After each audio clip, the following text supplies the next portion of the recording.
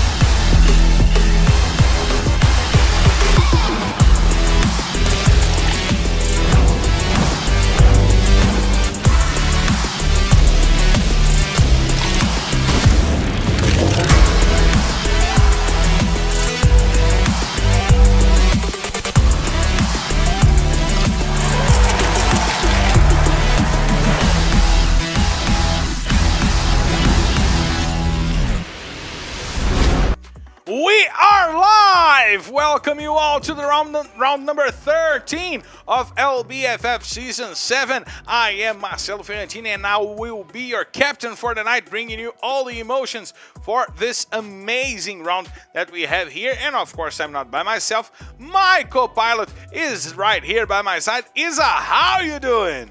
I am doing great and I am so excited to start off our 13th round of the LBFF. Of course, we are starting off the week in the best way possible because here in the LBFF, we always start our weeks on Saturdays, which is the greatest thing. So I'm very excited. Let's see how those teams will fare off against each other today, because we have groups A and C coming for the server here today.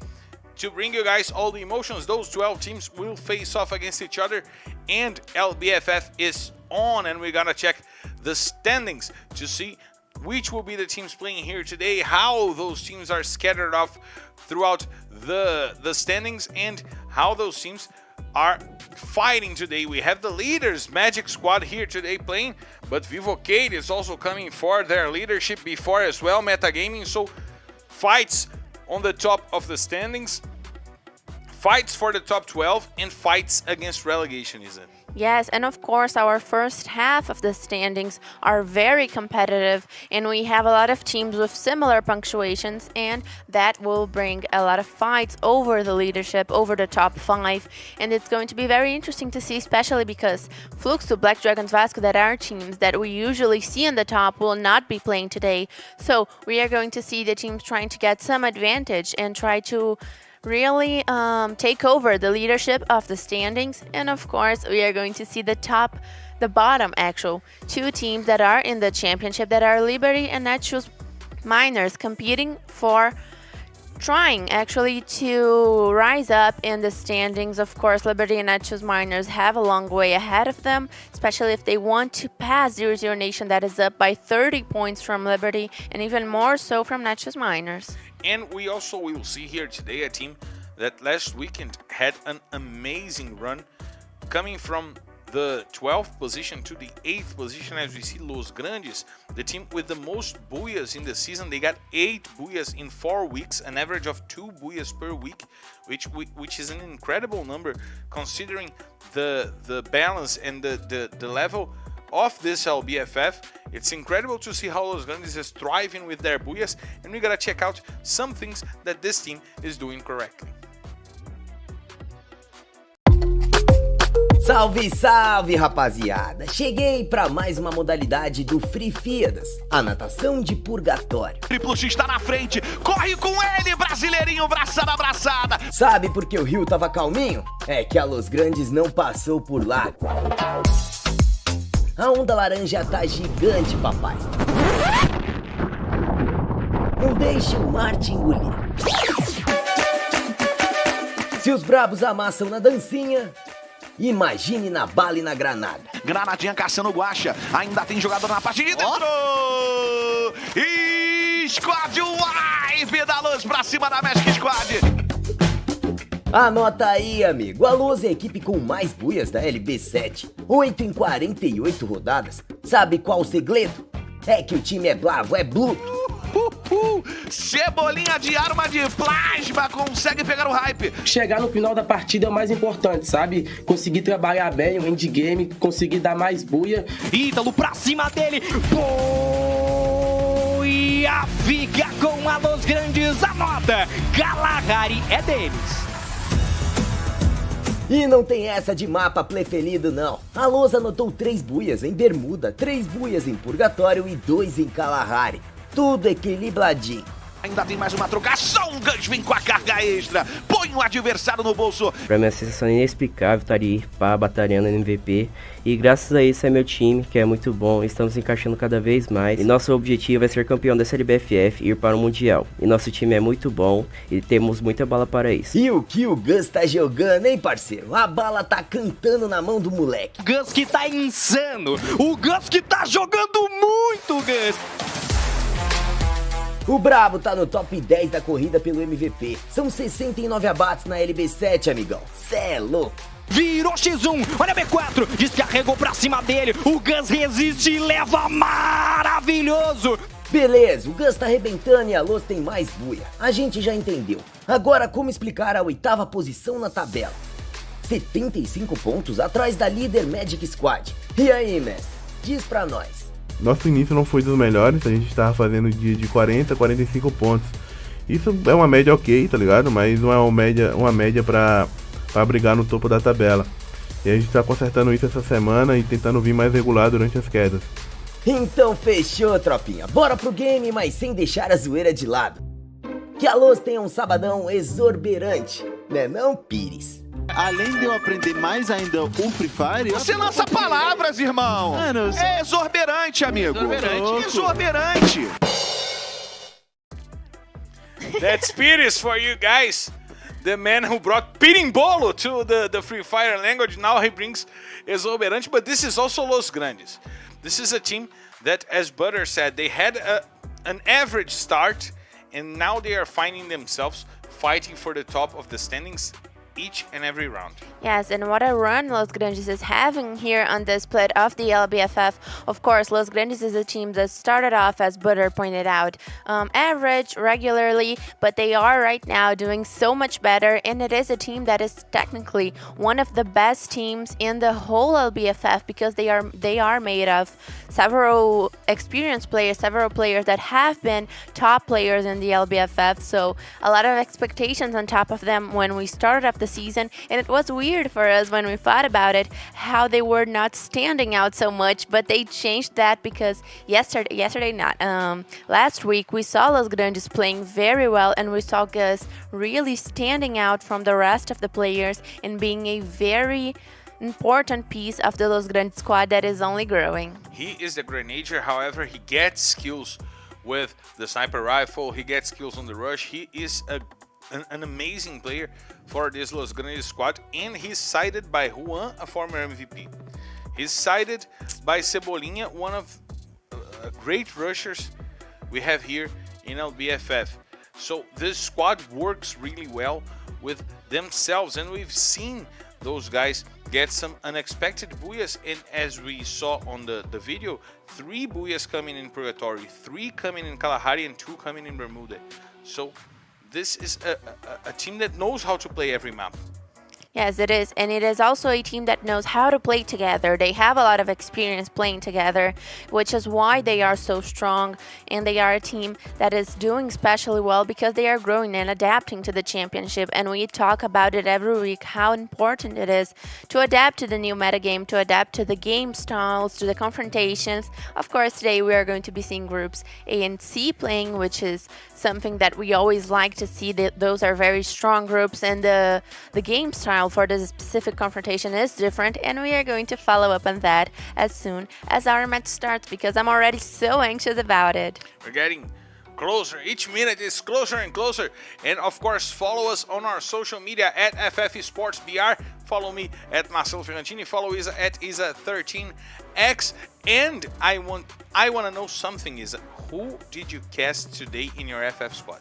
Well, I tried to cast Gus, but he was so expensive, and as I've mentioned before, I'm kind of cheap on my FF squad. I don't like to use a lot of my money. I see that. So I usually cast some of the players that are on the bottom positions of the charts, of the standings, and today I have casted, if I am not wrong, Netshoes Miners Nativa.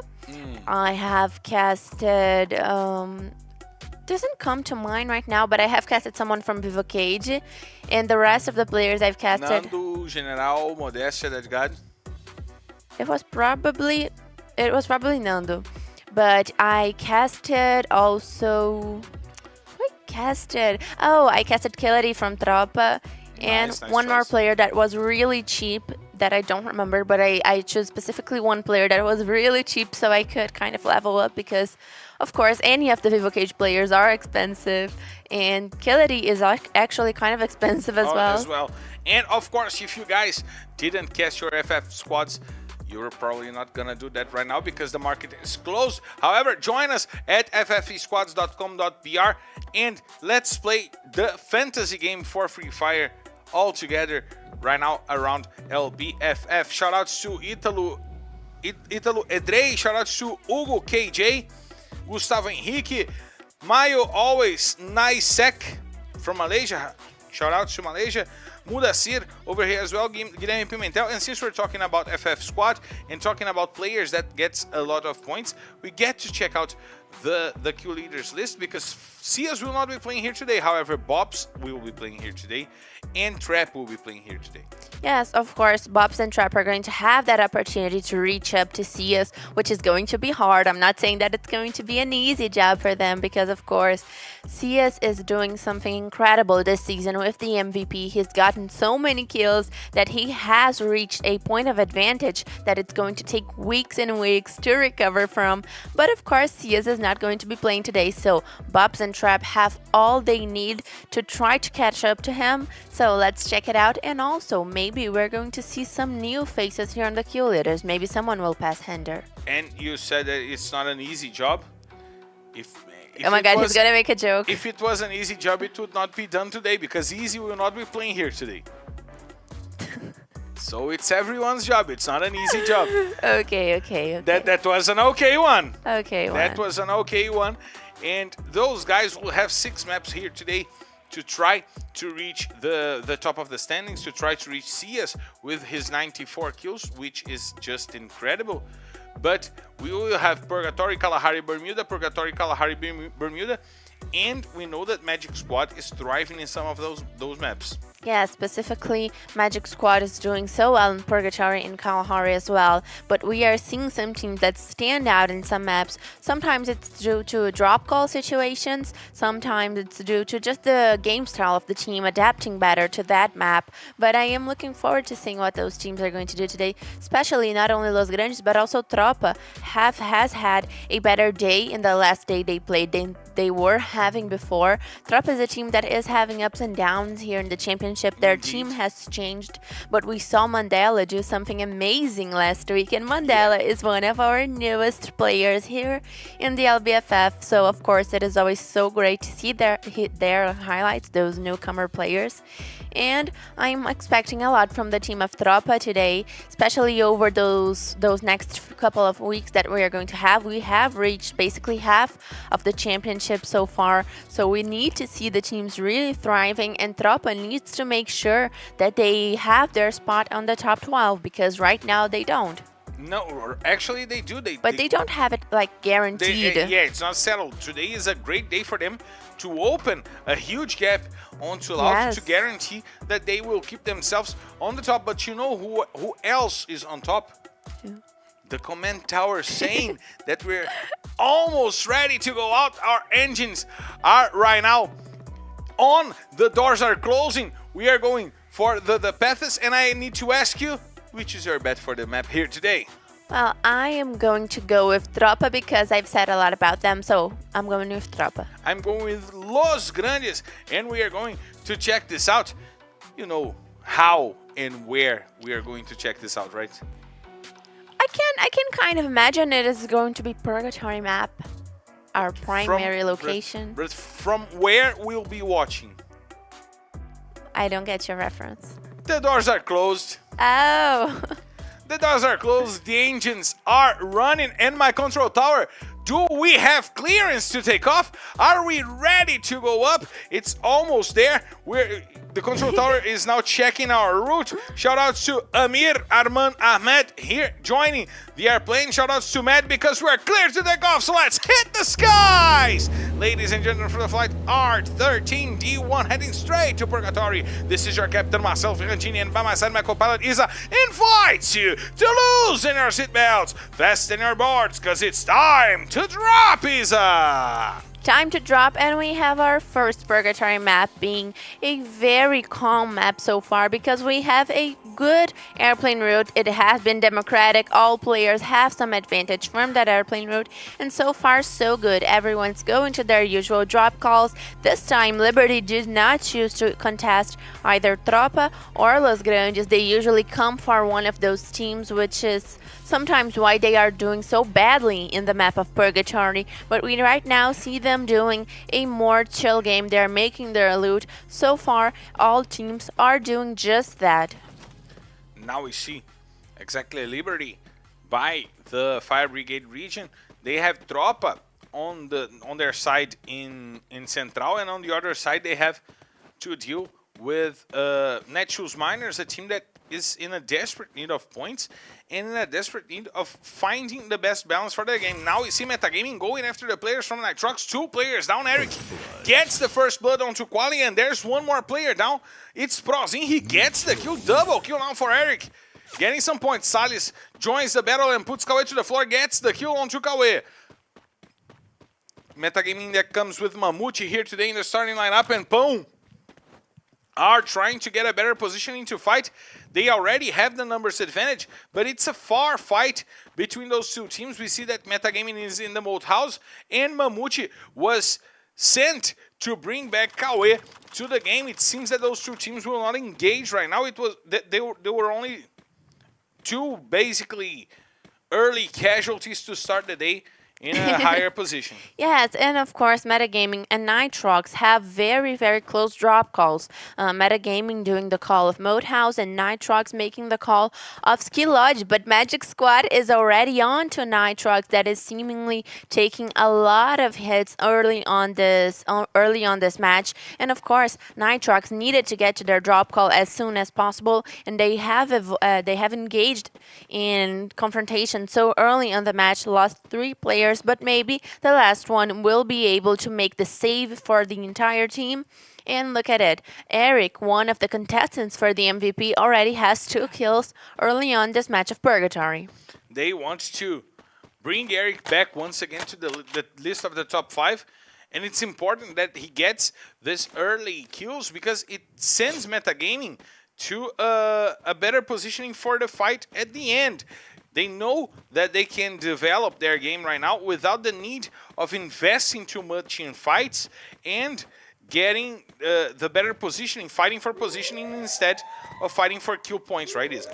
Exactly, Marcelo. And of course, we have as well Magic Squad guaranteeing 1 kill. This time, Godkill has entered the first squad for the Purgatory map. We have seen Magic Squad testing a lot of their castings, a lot of their escalations. They are really being able to involving all of the players inside of the game, and they are using all of their players, which is something so great to see because the team always does well. They are the current leaders of the championship, and they have a good rotation running on their players, which means that besides any kind of team that they make, they always do well, and that is a strong suit on a team. Of course, the safe zone has shrinked towards the south of the map, which means that Magic Squad will have to rotate from the area of fields, that is their usual drop call, and I'm looking forward to see how they are going to do that, because so far they seem to be just waiting to see if they can catch up to some teams in their rotations.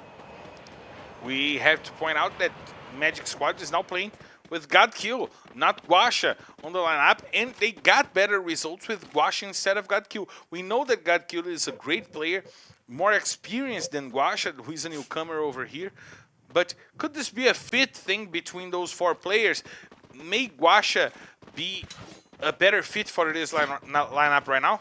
I don't think that he is necessarily a better fit. We have different castings in the team of Magic Squad, and they are all strong. It is important that the team really prepares all kinds of ways to go to the finals, to go to the finals in the classificatory part of the championship. It is always important that they test every single possible way, and of course both players are fitting in very well, because if they weren't, if one of them weren't, Magic Squad wouldn't be as high as they are in the standings. But of course they will probably get up to a point where they will choose one favorite casting of the squad, and that we are going to see only on the finals, because if that casting is the favorite, they are going to definitely start off the finals with it.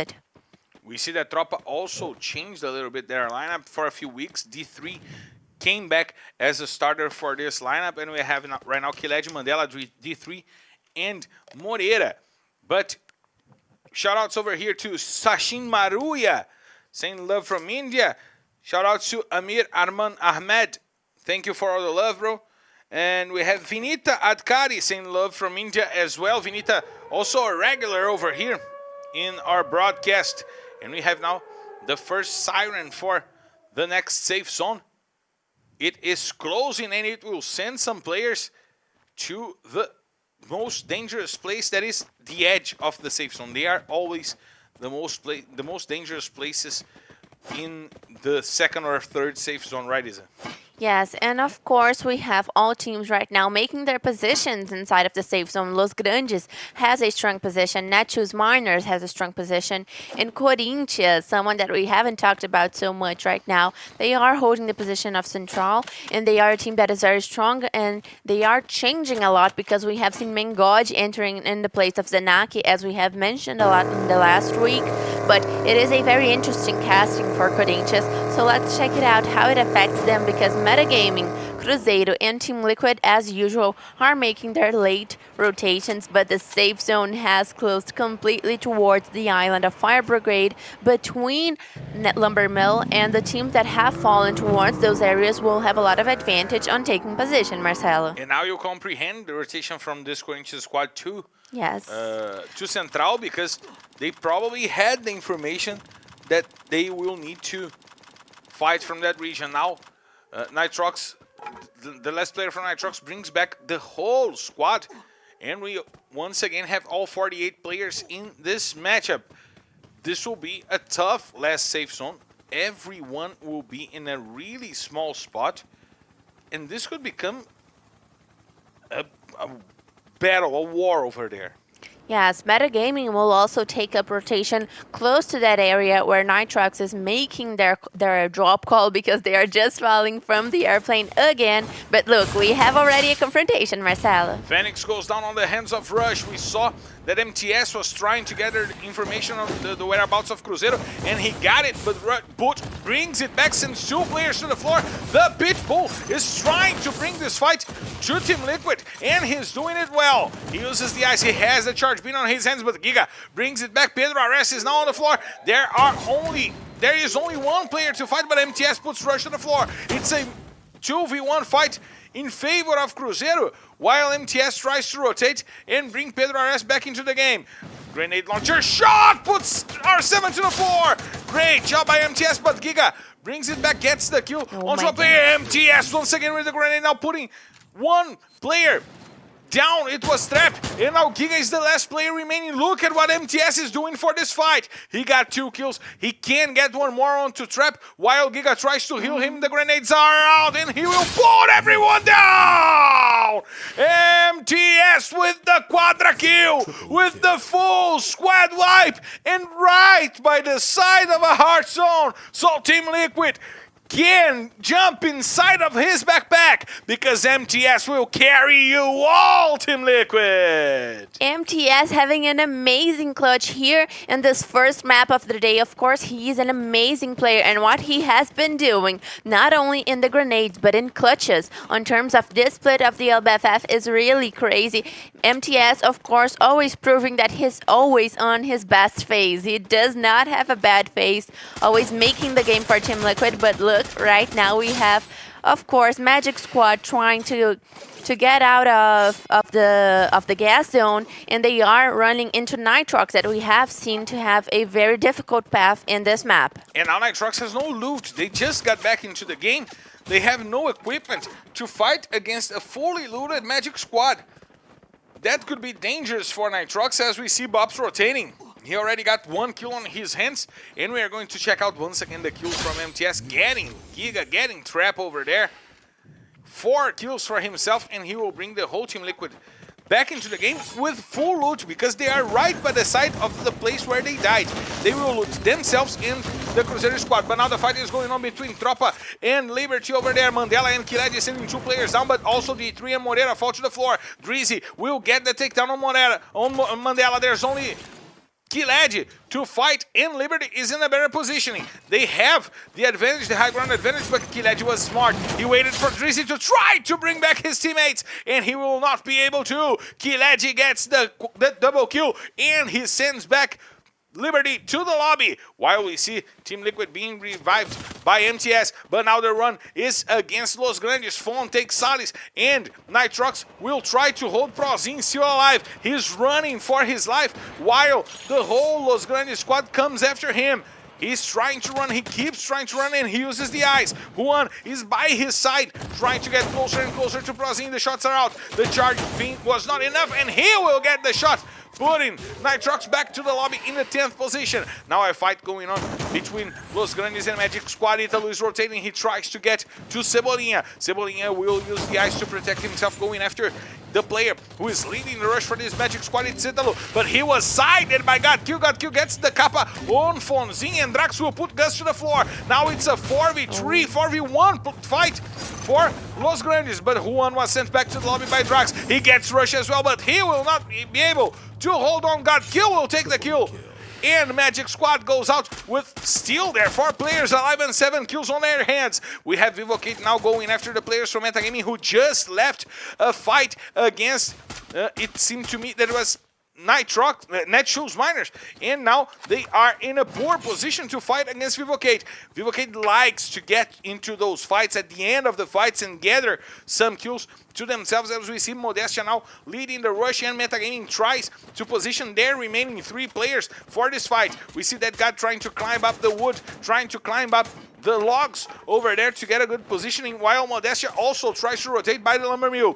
Netshoes Miners is by their side, and now they are dealing with B4. We see Broilo putting Niago to the floor, and Drax now tries to get some more kills onto the players of B4. Italo was left behind. Magic Squad lost an important player in this final rush for this map. 12 minutes into the map, still 8 teams alive, 25 players for the fight. Broilo once again puts Iago to the floor, and Bobs is trying to get some kills. GodQ will put Chubinha to sleep before in a bad positioning to fight, but look at Memgad putting Bobs to sleep. Corinthians joining a battle that was not theirs, and they won some kills. They were quiet. They were preparing for this end game. We see Chinese trying to get a good positioning, while General puts Rick to the floor with the grenade.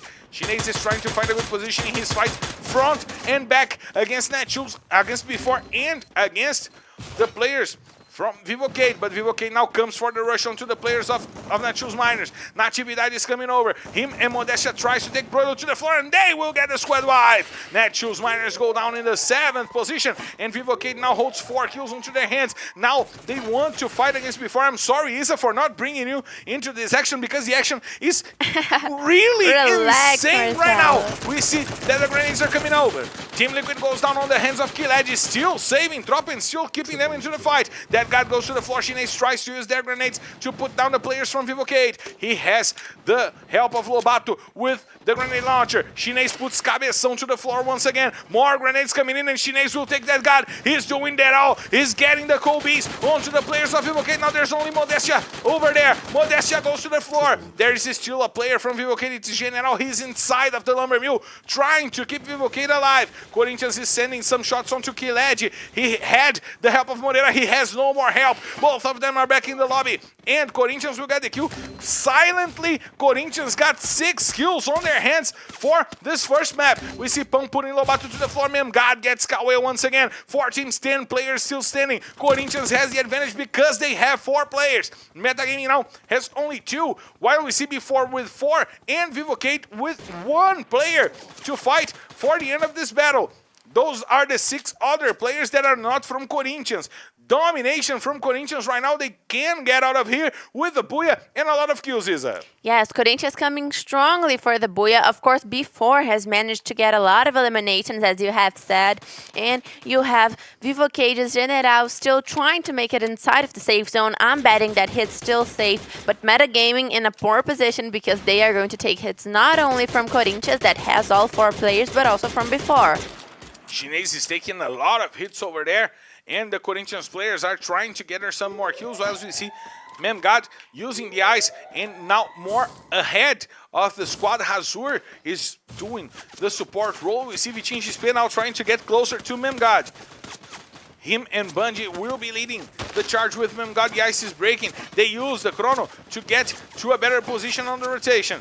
Nice job now by Corinthians, but Hazur goes to the floor. Chinese has the M249, putting him down, and the grenades now forcing Kawe to hide under the logs. We see Bungie. He has an inch of life left. He should have healed before this fight. It's kind of not smart to go into this fight with that amount of kill, that amount of life, and Pão now puts himself to the floor with a grenade. He forces the players from Metagaming to rotate because he will be by himself. Vivocate now goes down on the hands of Memgad. He used the Skylar skill to break the ice and to get the kill. Pão will go down on the hands of Chinês once again. Memgad has the triple kill before, has 7 kills on their hands, and we see Vitinho XP running because Lobato was targeting him. Now they got 2 kills. Vitinho XP will put Cauê to the floor, but he's all by himself to fight. He takes half of his life in damage with a nice shot by Lobato, and he will finally go down on the hands of Chinês. So it's a booyah before! They didn't seem as the team with the best positioning, but the team play was really good, and before took down player after player and got 10 kills to sum up with a great booyah here in Purgatory. Perfect gameplay for before. They have managed to get inside all confrontations and win them in the best and smartest way possible. Of course, Chinês, what a match. He had 7 kills this match. In case you haven't noticed, Chinês making a real good job here in this map of Purgatory. And we have had also Metagaming and Corinthians doing very well. But of course, the leader, Magic Squad, fell early in the match, but they had a lot of eliminations, which is going to be important for them because the punctuation is going to be very interesting. And we'll check the standings after a quick break. We'll be right back to bring you guys all the fallout of this first map of the day.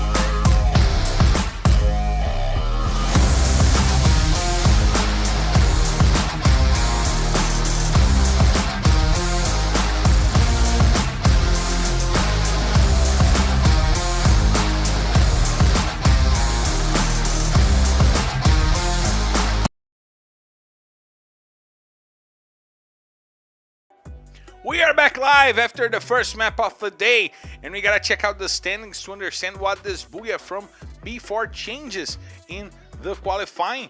B4 now reaches third position on the rankings. They started the day not that amazingly high on the table. 501 points. They go over Vivocate, they go over Metagaming. Corinthians now also getting to the top 6. So important map for those teams. Before had 22 points and Corinthians had 17, followed by Vivocate with 12, Tropa with 12, Metagaming with 11, and Magic Squad with 10.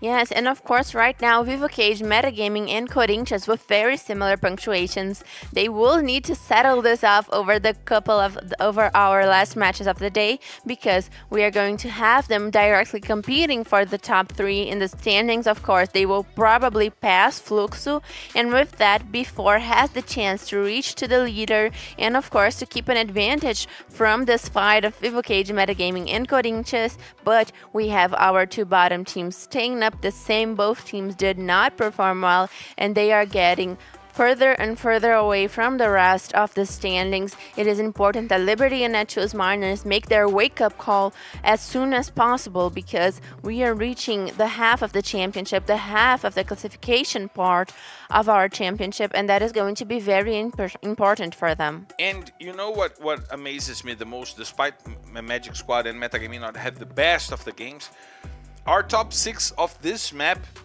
had the 5 teams playing today that are in the top 6 of the rankings. They were joined by Tropa over there, however, they were all inside of the top 6 of the maps. It shows that the fight for the top is getting tougher and tougher map after map, right? That is good that the fight for the top is getting more and more competitive, but it is bad to see that the teams that we have doing well are only doing better and better, while the teams that we are not seeing a lot from are getting worse, because that really means that they are not reaching up, they are not adapting enough to get by this championship, and the LBFF doesn't have space for teams that don't constantly adapt and for teams that aren't growing inside of the competition. And of course we're heading to Kalahari, which is the hottest map of LBFF, and we are reaching to a map where in between those two groups, Group A and C, Metagaming has the best results. A team that is fighting for the top. The second team with the best results is B4, who just comes out from Abuya. The third is Corinthians, that were the runners-up in the first map of the day and are climbing the rankings. Number 4 is Vivo Cade, who can get to Fluxo and Magic Squad here today. Number 5 is Magic Squad, the leader. So it's such an important map right now for those two groups. This can change the pace of the top of the standings, and of course we are getting ready and closer to the clearance to go over right now. Isa, please go for the instructions for our guys here with the hands over here and stuff like that, saying that you need, if you use the gas mask, go put it like this, and then you go, because we're clear to take off, so let's hit the skies! Ladies and gentlemen, from the flight R13D2 heading straight to Kalahari. This is your Captain Marcelo Ferrantini, and by my side my co-pilot Isa invites you to loosen your seatbelts, fasten your boards, because it's time to drop, Isa! Getting to the second map of the day, Kalahari, as Marcelo said, a very important map for all teams, especially for the ones that are competing for the leadership, and we are seeing all of them in their usual drop calls. Today they are specifically not choosing to pick any kind of fights during the early matches. Of course, if someone makes a mistake or a sudden move and another team sees it, they are not hesitating to get the kills. But we have right now on the screen Liberty making their loot, one of the bottom teams in the standings. We need to see more from Liberty. Of course, we have right now the entire map, and we are seeing a sketch of how Liberty is probably making their loot. We are seeing a sketch of how they are making their early on Kalaharis, and of course you can catch up to all the other teams that are as well making their usual loot.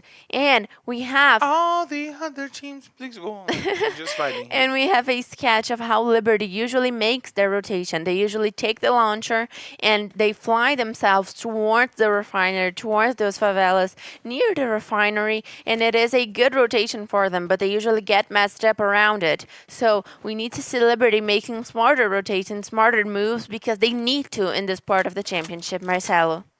They indeed need. It's time for them to not only wake up, but get results. They need that, and we know that we're getting to the end of the season, which is the last moment where these guys can fight. We are reaching halfway through the season here today. Tomorrow we will exactly mark half season on the first rotation of maps. After the first Bermuda map of the day, will be exactly halfway through the season. So if those guys don't wake up right now, it will be too late for them. It will be too late soon enough, so we need to see all the teams that are competing for the relegation zone that are competing for the top 12 to really do better. And of course, we have right now Nitrox, one team that has gone up for a very good start of the season, but later on they have developed badly. We have seen Nitrox have some bad outcomes lately, but of course we have a lot of expectations on top of them. It is a strong team. We have the newest player for Nitrox being Prozin, that is a especially good player. But look, we have tweets on the screen, Marcelo. We have tweets on the screen. Nicolas using the Casimiro photograph over there. We have Croft over here bringing some bets. Who will be the MVP of the first drop? It was Shiznei. And which is your bet for this map? Oh, right. My bet for this map is going to be, since I'm seeing them on the screen, Cruzeiro. Cruzeiro, nice bet. Right now, I'll be betting on Corinthians here today. Good one. I liked it. I will be betting on Corinthians. I like this Corinthians squad in Kalahari, and I like also before in the refinery with a hard zone inside of the refinery. Oh, how much of a hard job they are having on refinery, right? They're having such a hard job being so centralized on the safe zone with a hard zone right next to them, and a team that is completely experienced with that drop call before really making the dominance of one of the highest spots in the Kalahari map, one of the most important safe zone spots in the Kalahari map. Of course, they have a lot of advantage on that map because they are, as I've said before, so experienced inside of it. We also see Nitrox over there, a team that knows how this B4 squad works, that knows where that rotation works, and they could be always a danger for this control of B4 in Kalahari, but they didn't have a good start here today. Yes, and of course, look, Marcelo, we have Nitrox taking the platform that usually Fluxo likes to take control of. So we're seeing Nitrox make that mark that usually Fluxo does, and of course they can do very well with it, but it is a lot, and it is in the very border of the safe zone. The safe zone has not shrinked completely towards it, and they will probably have to make a rotation towards the refinery later on the match. And of course, right now, Vivo Cage just getting to the command post from their usual drop call. That is, I forgot the name in English, but it is the city that comes right next to the secure port. I'm going to say that. I'm going to go ahead and say that. It's okay. We all, the safe haven, the safe port over there. Yes, safe haven. That's safe haven is amazing.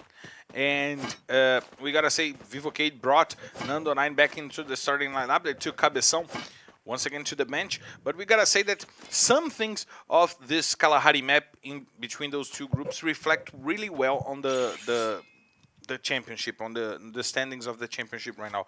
Liberty and Nightshoes Miners are the worst teams in this match. Team Liquid is a team that falters a lot in this map as well.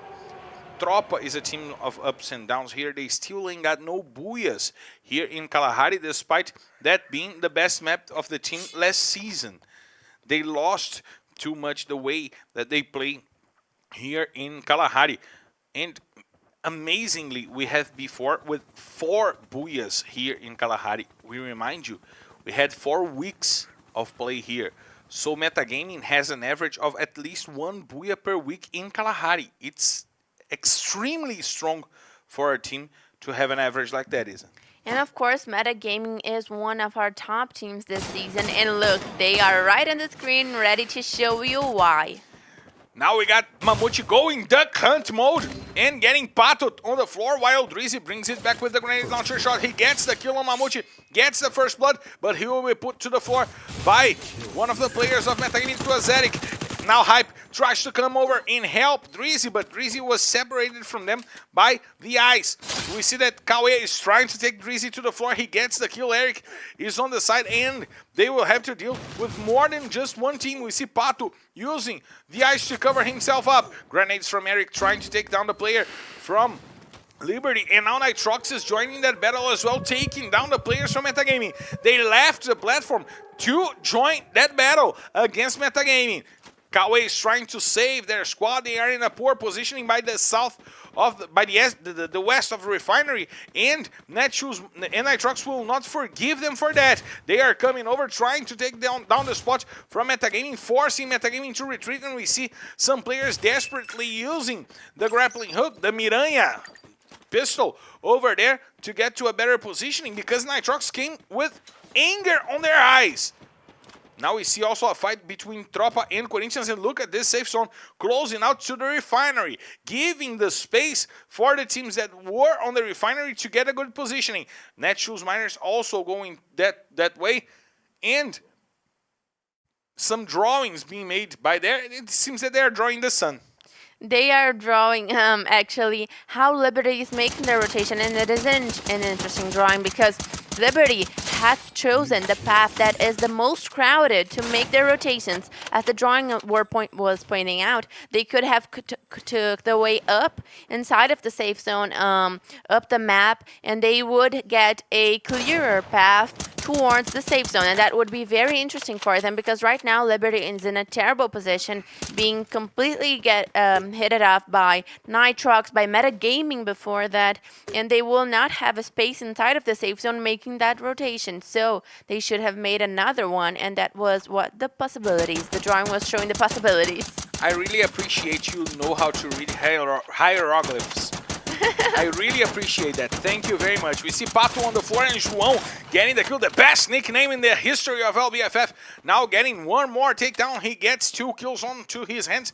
And we see that some Nitrox posters, some Nitrox outdoors, showing that they are the kill leaders right now in this map. 3 kills for themselves.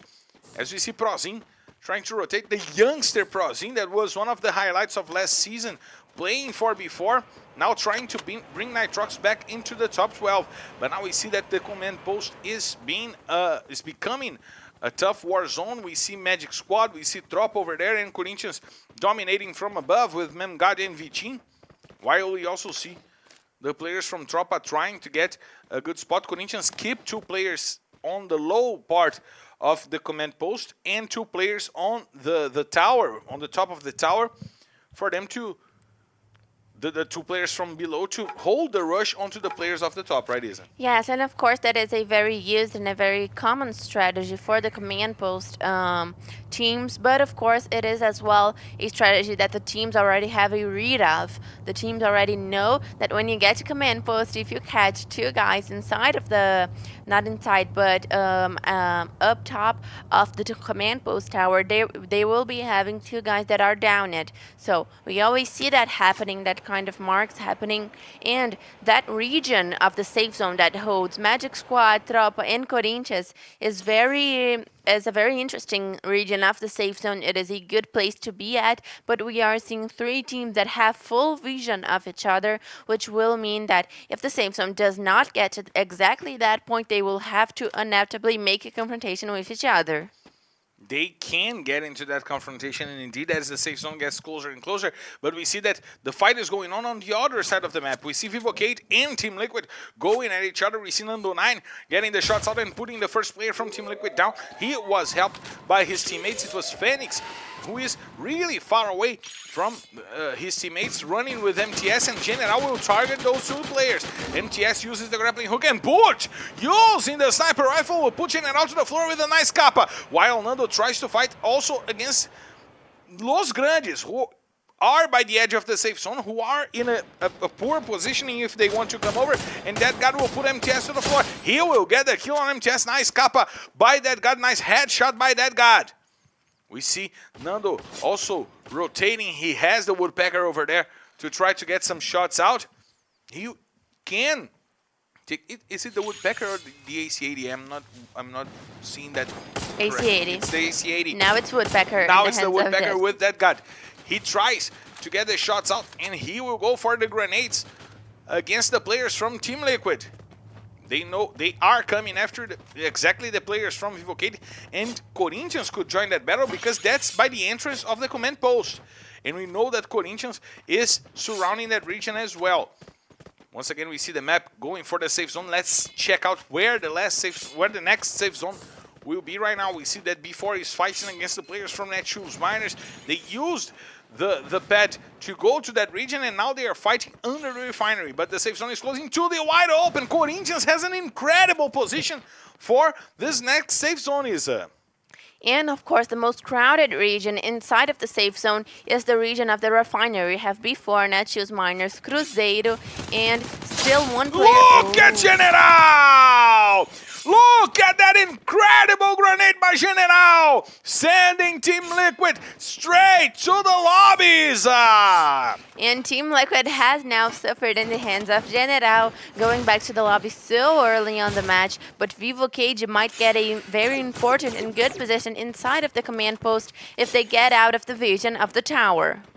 But they will have to face off against Los Grandes for that positioning, while Memgad is actually helping Vivo Cade rotate. Fawn puts Bun to the floor. Now 2 players from Corinthians and 2 players from Los Grandes are on the floor. And Vivo Cade will have space to rotate. They will have the advantage on the fight. They can group up on Los Grandes, while Corinthians keeps Gus on the floor. Bundy gets the kill on Juan. Now they have only 2 players to fight. But Magic Squad is also targeting the players from Corinthians. Bundy and Memgad goes to the floor. Vitinho XP brings Davi to the floor, and now we see Vivo Cade rotating and trying to go over the players from Los Grandes. Look at Gus! The grenade launcher shot takes 2 players down. He gets a kill. And Cruzeiro is now coming over to try to take the players from Netshoes Miners from under the refinery, while B4 also rotates from that region. Dropa goes to the floor on the hands of Bops and got kill. Quick kills for this Magic Squad, taking down one more squad. 10 squads, 24 players. Vivo Cade goes down on the hands of Cruzeiro and Los Grandes. They had the advantage, but the poor fight was not good enough. B4 goes down on the hands of Cruzeiro, but now they have only Rush to fight. And Metagaming goes down, Nitrox goes down, the list comes down quickly, while Corinthians takes a good position in Netshoes Miners will be down on the hands of Rush. He is the last remaining player for Cruzeiro. Corinthians will have to move a little, but they will have to face off against Magic Squad, who now gets a great positioning on the last safe zone of the match. Cruzeiro is coming from the north by himself. Team Liberty is still alive with only Pato fighting and hiding himself. It's not duck hunting season because he is hiding, Isa. Yes, and of course Magic Squad not only holding the best position inside of the safe zone, but they already have 6 kills in their pocket, and Corinthians will have to make they will have to come down of the command post tower, which is going to be hard for them. Corinthians will be heavily aimed in this end game, and Cruzeiro is going to have to get on down the hill.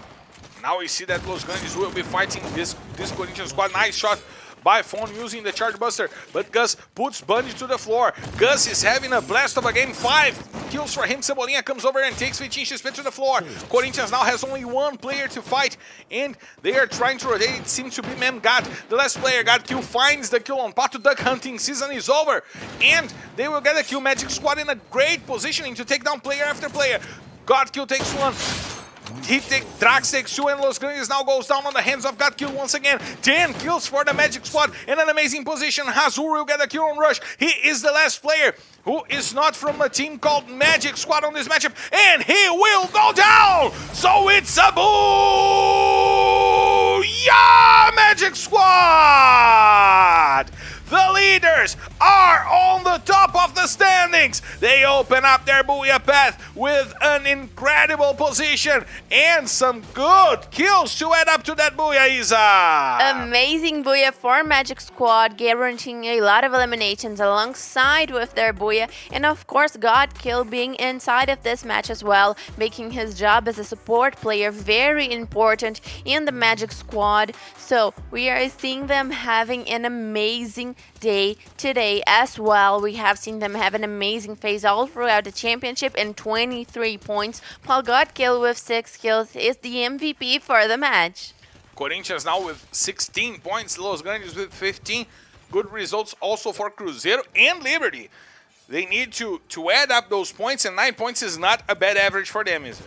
Yes, and of course we have someone that we haven't talked about so much yet, but Corinthians has made a good Purgatory map, they have made a good Kalahari, and so far they are even over the average amount of points that we usually put at 10 points per match. They are even over that, so Corinthians having a great day as well so far. Let's check it out what the next map brings us, because we are going to check the standings soon, and I'm curious to see it. It will be coming on the screen for you guys to see what the second map of the day changed on the standings. Magic Squad now opening a 42-point lead against Fluxo. Important lead for them. It's nice if they can get to 70 or 80 points ahead of Fluxo, so they will be one day ahead of Fluxo in the points. Corinthians now getting closer to the 500 points mark, going over Vivocade, going over Metagaming. They started the day by the 7th position, and they are now in the 4th position with, as you said, a good average here today, with more than 10 points in each map, going for almost 30 points here in the day. We have Los Grandes with an okay 8th position, going over, trying to take it from Vasco in the 7th position. Great job also by Cruzeiro, following them, not letting Los Grandes open up a huge gap. It's only a 14 points gap right now between those two teams. Team Liquid and Tropa needing to perform better, because they need to open up some space against the teams that are outside of the top 13, and Liberty trying to get close to 0-0 Nation. Of course, what's most interesting about those standings are Nitrox, Tropa, and Team Liquid, and how their development inside of the championship is not being all that we expected. Tropa, Team Liquid, and Nitrox needing to do a lot better if they want to get their place solid inside of the top 12. And of course, the fight for the leadership, the fight for the top 3 still holds on to Corinthians, Vivocade, and Metagaming, still with very similar punctuations. Corinthians up by only 1 point, and the very leaders, Magic Squad, making the amazing job that we are used to see here. 42 points for them ahead of the 2nd place Fluxo, and a good space for them to work with ease, with tranquility in the next 4 maps of the day. Shoutouts to Maka Dashlu over here. Shoutouts to Titan also here with us, always here with us. Aku Haha over here. I don't know the language you're speaking right now, I'm sorry. Gustavo Henrique also here with us. Vinita Adicari saying she knows that Magic Squad and Fluxo are going to the World Series. Do you believe that? Wow, we are going to have to check that up when we get to the finals, because when we get to the finals, anything can happen, my friend. And Vinita is also saying you're looking good today. Thank you. She dyed her hair once again. She had the retouches Do you of like the hair. it, my hair? She did it with she did it by herself. And of course, we're heading to the 3rd map of the day. We're heading to Bermuda, and I'm going here for the data studio over here first to see our Scrabbles over here, our list of informations over here, and to bring some trivia on this matchup, as our computers, a network here works on bringing you the data I've worked for. Team Liquid is the best team in Bermuda between those two groups. They are not having a good day here today, and this could be the map that they turn it around. But you know who is the 2nd best team in Bermuda right now in between those two maps, those two groups? It's Metagaming. They were the best in Kalahari. Now they are the 2nd best in Bermuda. This shows that this is a team that, despite the changes in the squad, they are still a really strong squad. Yes, Metagaming has been having an amazing run here in the LBFF Season 7. And of course, they are a team that we always talk so much about, because they are a team that has been completely renewed and they have newcomer players. So Metagaming doing an amazing job. Especially congratulations to Altman, their coach, that is doing an amazing job. Shout outs to Altman, one of the masterminds of LBFF, a genius of the game. And we have also Corinthians as one of the best, the 3rd best team. Magic Squad before Los Grandes. They are the top 6 here in Bermuda, and this all can go really well for those 6 teams.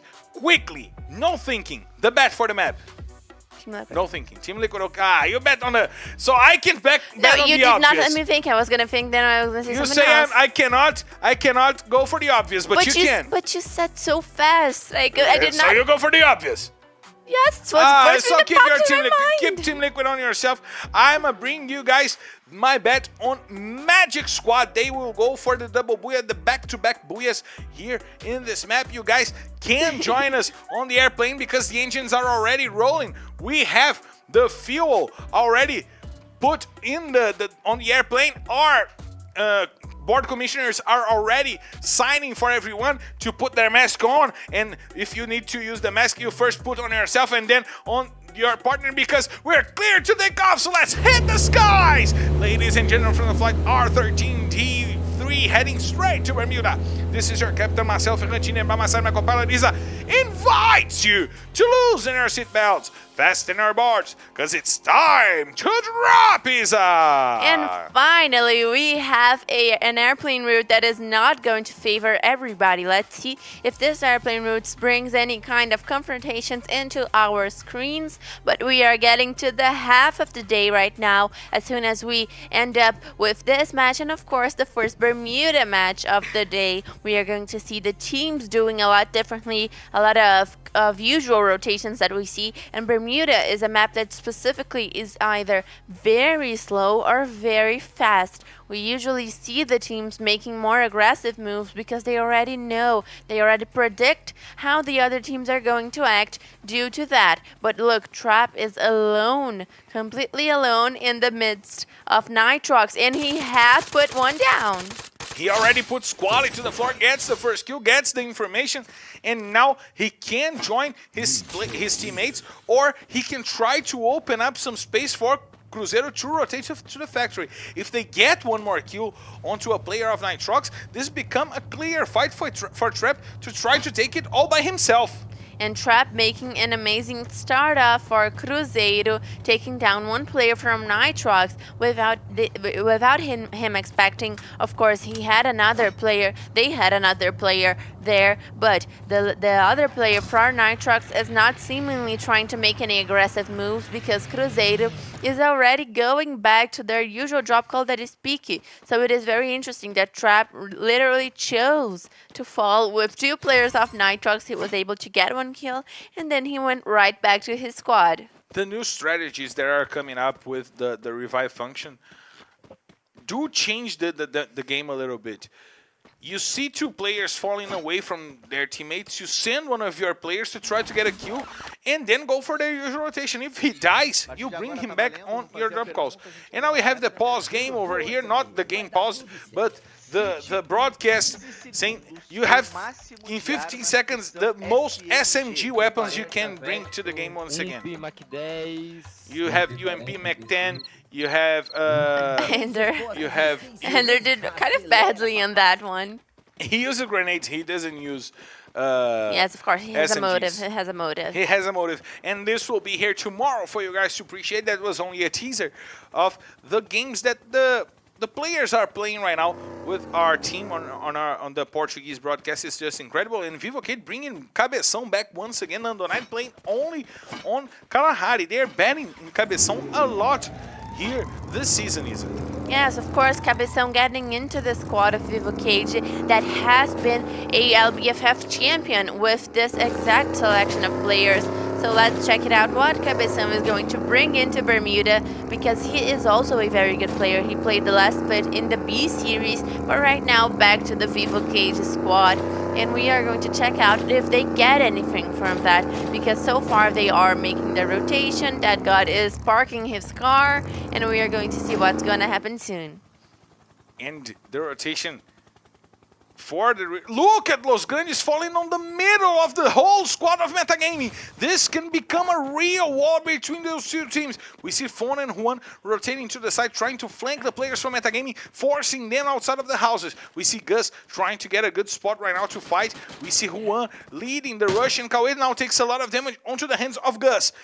This could be the first face-off between two teams here in Bermuda. Bermuda, that is usually a map that goes on really faster. The teams face each other, they go for the fights. We see that Los Grandes chose to go for this fight right now and to take down probably the players from Metagaming that wiped away, they run away from that fight. We see Gus trying to get a good grenade. He he forces Eric to use the ice to not take damage. Mamute now takes a lot of damage on the hands of Fawn. Fawn, one of the best snipers in the LBFF. He has one of the best aims of the season. We see Juan rotating. He tries to go over. Eric uses the chrono, uses his protection to go over, but Fawn now has his sights on him, and Gus will get Kawe to the floor. Los Grandes now has the advantage. They forced Eric into a corner. They can't go over. Mamute will try to come over. He will be sent down once again by the Baobao of Juan. Bão tries to hold on. He sends Gus back to the lobby, gets the kill, gets the important point for himself. Grenades coming down, trying to get to Cebolinha. Juan will get the kill on Mamute. The advantage is still on the hands of Los Grandes. They have the health advantage, but now Metagaming brought Kawe back to his feet, and the advantage turns to Metagaming. They have the high ground advantage, they have the second floor advantage, and it seems that before will also try to join into this fight. They sent Chubinha a little closer to that region to see if he gets something out of it for before. Yes, Jubinha being the lurker for before. He's really trying to see how the teams are doing with this confrontation. Metagaming and Los Grandes, what an amazing fight. And the reason why any of the squads haven't wiped each other so far is because they are so great, so aggressive squads. They have a lot of experience with those rushes, so they are taking a lot of care towards the rush. And no squads have been wiped so far. And both Metagaming and Los Grandes have lost a player, so we are going to see the development of that fight because they are not very well positioned inside of the safe zone, while Vivo Cage, Team Liquid, and B4 hold better positions. But we will check out soon how the safe zone is going to shrink, where the circle is going to get to, while Corinthians is just passing by the bridge, making their rotation, and Liberty also getting inside the safe zone just now, Marcelo. They are indeed trying to get in just now. And look at this strategy for Netshoes Miners. They have 3 players inside of the safe zone, and Rick was left in Rinem Village, nearing the vending machine, probably to buy someone back if they die. Probably Rick was inside of the gas to check out the radio, to see the predict. Or maybe the radio indeed. To see the predict of the next safe zone. It makes more sense for them. So right now, Netshoes Miners probably are going to have the predict of the next safe zone and be able to make their position even better. So let's check out, because Los Grandes and Metagaming are still just observing each other and gathering up the courage to really make this rush. Let's see if Los Grandes will go for it. We see Juan going inside and outside of the house. He is like someone who goes to work and forgets the wallet and goes back into the house and gets the car keys and goes back into the house and forgets the house keys and go back into the house and then forget to kiss their wife goodbye and they go back into the house. Juan is kind of lost in what he does. Now we see that Los Grandes will not fight. They will not fight. Los Grandes making the choice to get out of the region of that house with Metagaming, because Metagaming was not willing to get on the floor side of the house. And of course we have Vivo Cage right now making their confrontation with Team Liquid that chose to make that rush. They chose to make that rush indeed, but the fight is going on right now. Modestia is the first one to go down, while Fenix tries to put Cabeção to the floor once again. Modestia takes a lot of damage, and he might be taken down by MTS. That's what happens, and Vivo Cage is just destroyed. MTS and Pedro RS putting now the squad from Vivo Cage down, and Team Liquid reasserts themselves as the best team in Bermuda this season, Isa. Team Liquid making an amazing planned rush. Right now, Phoenix made an amazing job as a support player. They were able to completely penetrate the strategy of Vivo Cage's position inside of that L house. And they still got 2 cars, besides from all the loot and the eliminations, to get up to the next couple of safe zones, because they are good position. They have 4 kills, and Team Liquid going off to a great match. And they do want to take down Liberty over there, some shots out, but I don't think that they will try to rush Liberty unless Liberty comes over. Now they have the positioning, and Corinthians also will have to fight against Cruzeiro. Tropa goes down on the hands of B4. Now 2 teams wiped out 9 minutes into this matchup. Still a huge amount of players to fight. We're still really early in this matchup. We see Memgad in a good position to try to trap the players from Cruzeiro. but Trap plays for Cruzeiro, so that might not work for Memgad that well. But who might be trapped is this Cruzeiro squad against the players from Nitrox. But Vitinho now outside some shots onto the players of Nitrox, and Memgad goes to the floor on the hands of R7. Great job by Cruzeiro starting this fight, taking down one of the players from Corinthians, which is important for you to open up space in this really close region of the factory. Rush is now leading the rush for Cruzeiro. If he wasn't a rusher, I'd be really mad. If he uses the name Rush and is not a rusher, I'd be mad. And we see Trap who should be a lurker, because lurkers are the one who traps players once in a while. We see the fight between Metagaming and Los Grandes once again going on. Cauê gets a kill onto an important player from Los Grandes. It was Juan over there. And the rush is now going over for Cruzeiro. They took over the region of the factory, and boom, got dropped by the drop. He got the box on the head, and he was sent down. Oh my god. Pom must be so mad right now. In the middle of the fight, Metagaming had the numbers advantage. Right now. It's a crushed bread. Nice joke. I should have thought of that. But now, Metagaming had the numbers advantage. They were 3v2, and now it's a 2v2. Now it's a 2v1. Eric is on the floor, and Cebolinha will get a kill. The drop destroyed Metagaming, and Los Grandes, who isn't a fool, they went for the kills and they took that fight to themselves. Thank the loot box, Los Grandes, that saved your game here in this map. We now see the fight between Team Liquid and Magic Squad. Both are bats. Our bats going at each other. Fawn now brings Gus and Juan back, and Los Grandes now have their full squad to fight. We see MTS trying to use the grenade launcher to take down the players from Magic Squad and Liberty as well. Those three teams are fighting by the edge of the safe zone while they try to go inside. We see Bob's now rotating. He has been the best rusher for this squad, and he will now go after MTS. He tries to take over. MTS finds the nice Kappa onto Bobs. He will get the kill. Team Liquid now with 6 kills, and it's a 2v2 fight. MTS is the master of the grenades. He tries to find a good spot to go for this fight. Drax tries to come over. He has the charge beat, and MTS with the sniper. Once again, dealing with rushers with the sniper. Got kill, puts him down, and now it's a 1v1. Pedro Ares against Got kill, setting up some landmines to try to hide himself and not take damage from Pedro Ares, because he still has to deal with tThe. He's going over. He has the max 7. He will try to get tThe down, but tThe puts Got kill to the floor, and the Magic Squad goes down on the 9th position. They are sent back to the lobby, while we see Liberty still dealing with Team Liquid. Cruzeiro goes down also on the hands of Quali and Prozin and João. Nitrox gets the kill and takes Cruzeiro back to the lobby. tThe finally goes down after a triple kill. He was sent down by the safe zone, while Pedro RS is still alive and keeping Team Liquid into this matchup. Team Liquid with a great amount of kills now depends on Pedro RS. He's their last member of the team here, still alive to get some more points for positioning, since we still have 7 teams in play right now, Isa. Yes, and all of the teams that are not inside of Clock Tower need to get there as soon as possible.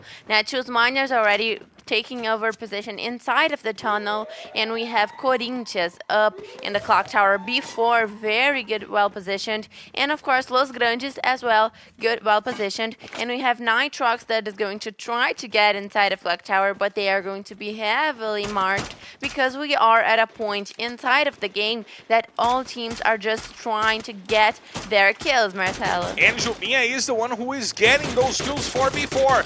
Some shots now taking down Salles and Iago, and before now has full control of the center of the safe zone in the clock tower. They are there since the beginning of the match. It's their drop call. They have control, they have the loot, and they have the best positioning. They are now trying to fight Nitrox, but Corinthians has their last player still by that region. Team Liquid finally goes down by the safe zone, while Iago puts once again a player down for Nitrox, and he will get the last kill. It was Chinese who got the last kill, and Nitrox is now back to the lobby in the 6th position.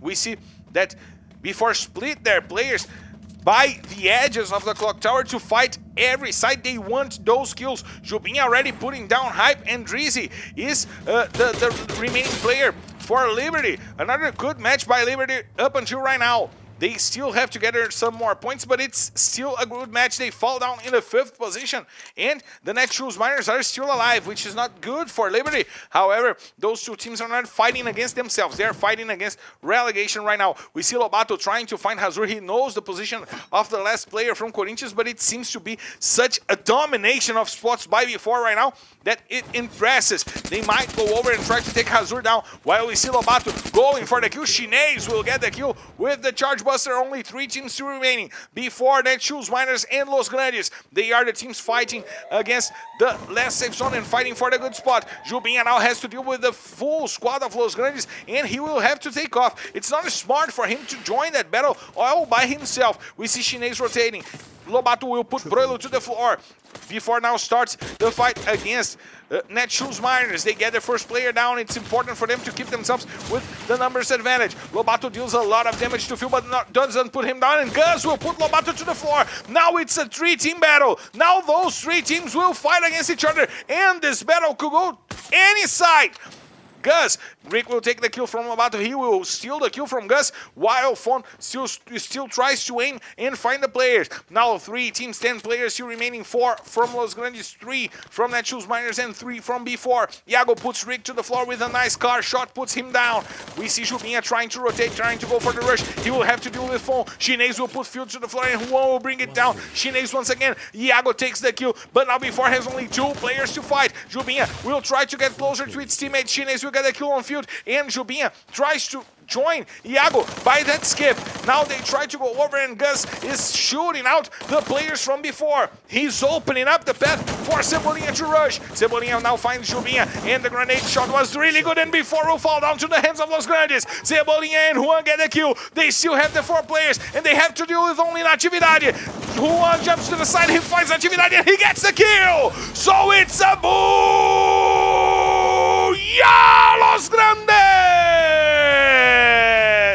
They are still the team with the most booyahs of the season. They get their 9th one by week number 5. So what a great game we had here, Isa! Yes, and Los Grandes, who we have gotten to know a little bit better today due to the video, already doing better in the championship. Of course, Los Grandes is a team that, as we have said so many times, is completely evolving inside of the championship, and they are being able to gather 1 more booyah in the championship amazingly. But let's see how B4 did in this match, because B4 is the leader on punctuation, even though they did not get the booyah because they had so many eliminations.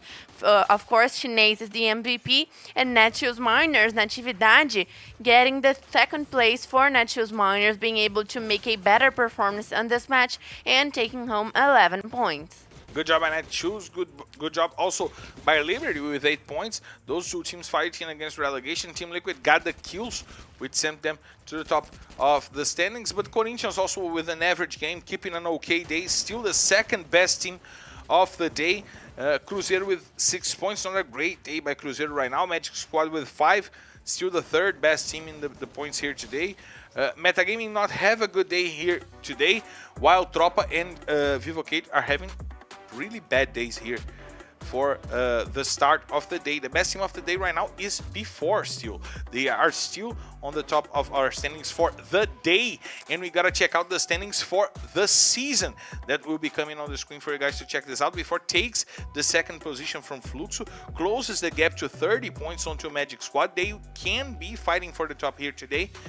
And the other change, the other great change here is Los Grandes taking the 7th position from Vasco, but the most important, they closed the gap to Metagaming. They can be inside of the top 6 here today. Yes, of course, Los Grandes joining the fight for the top 3 between Corinthians, Vivocade, and Metagaming. Team Liquid also doing a little bit better on this match, but as you have said, Tropa and Vivocade having bad days, which is very, very uncommon for Vivocade. We see Vivocade as one of the most regular teams in the LBFF. They usually never do badly. They don't always have great performances, but doing badly is not something that we recognize from Vivo Cage.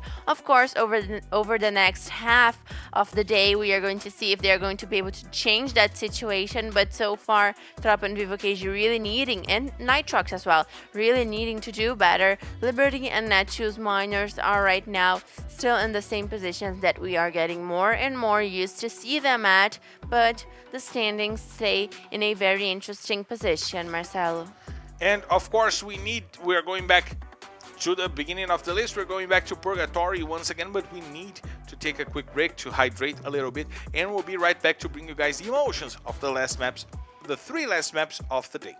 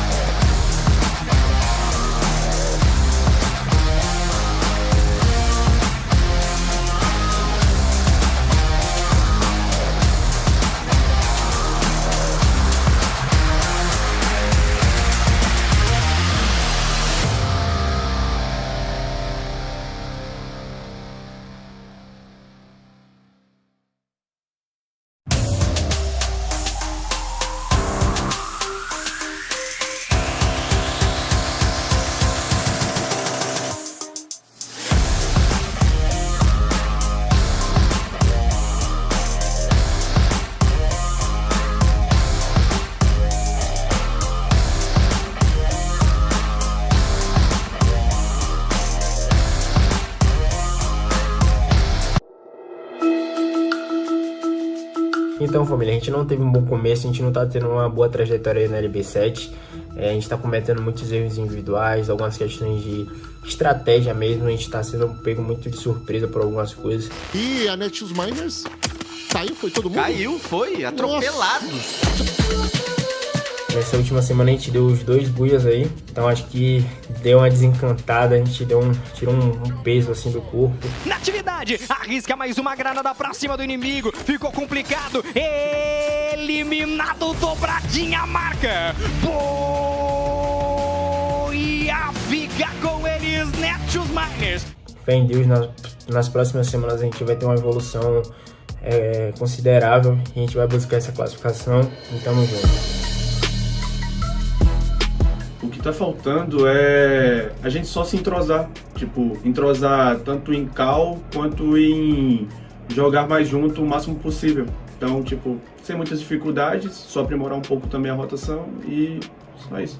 É só mais um fim de papo, R7, eliminado a Liberty, vem bem, é isso que a gente espera deles, Pires. Eu peço pra vocês que confiem no nosso trabalho e aguardem que nossos resultados bons vai vir, nossa equipe vai vir avassaladora, mas sim nas 6, ou pelo menos em 5, porque um ou outro ali a gente vai tentar fazer algo, aprontar alguma coisa.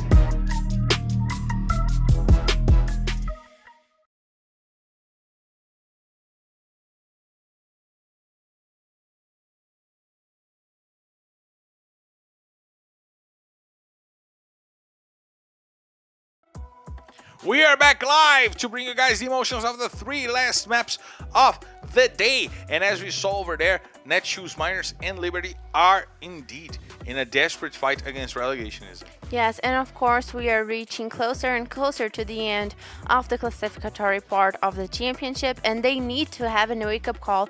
As I have said before, we need to see more of Netshoes Miners and Liberty. They need really some kind of different strategy, some kind of different gameplay to get out of the relegation zone. Even though only one team is relegated this season, it is still an ongoing fight, and one of those 2 teams is, for the likes of it, for what we have been seeing in this split, going to be relegated.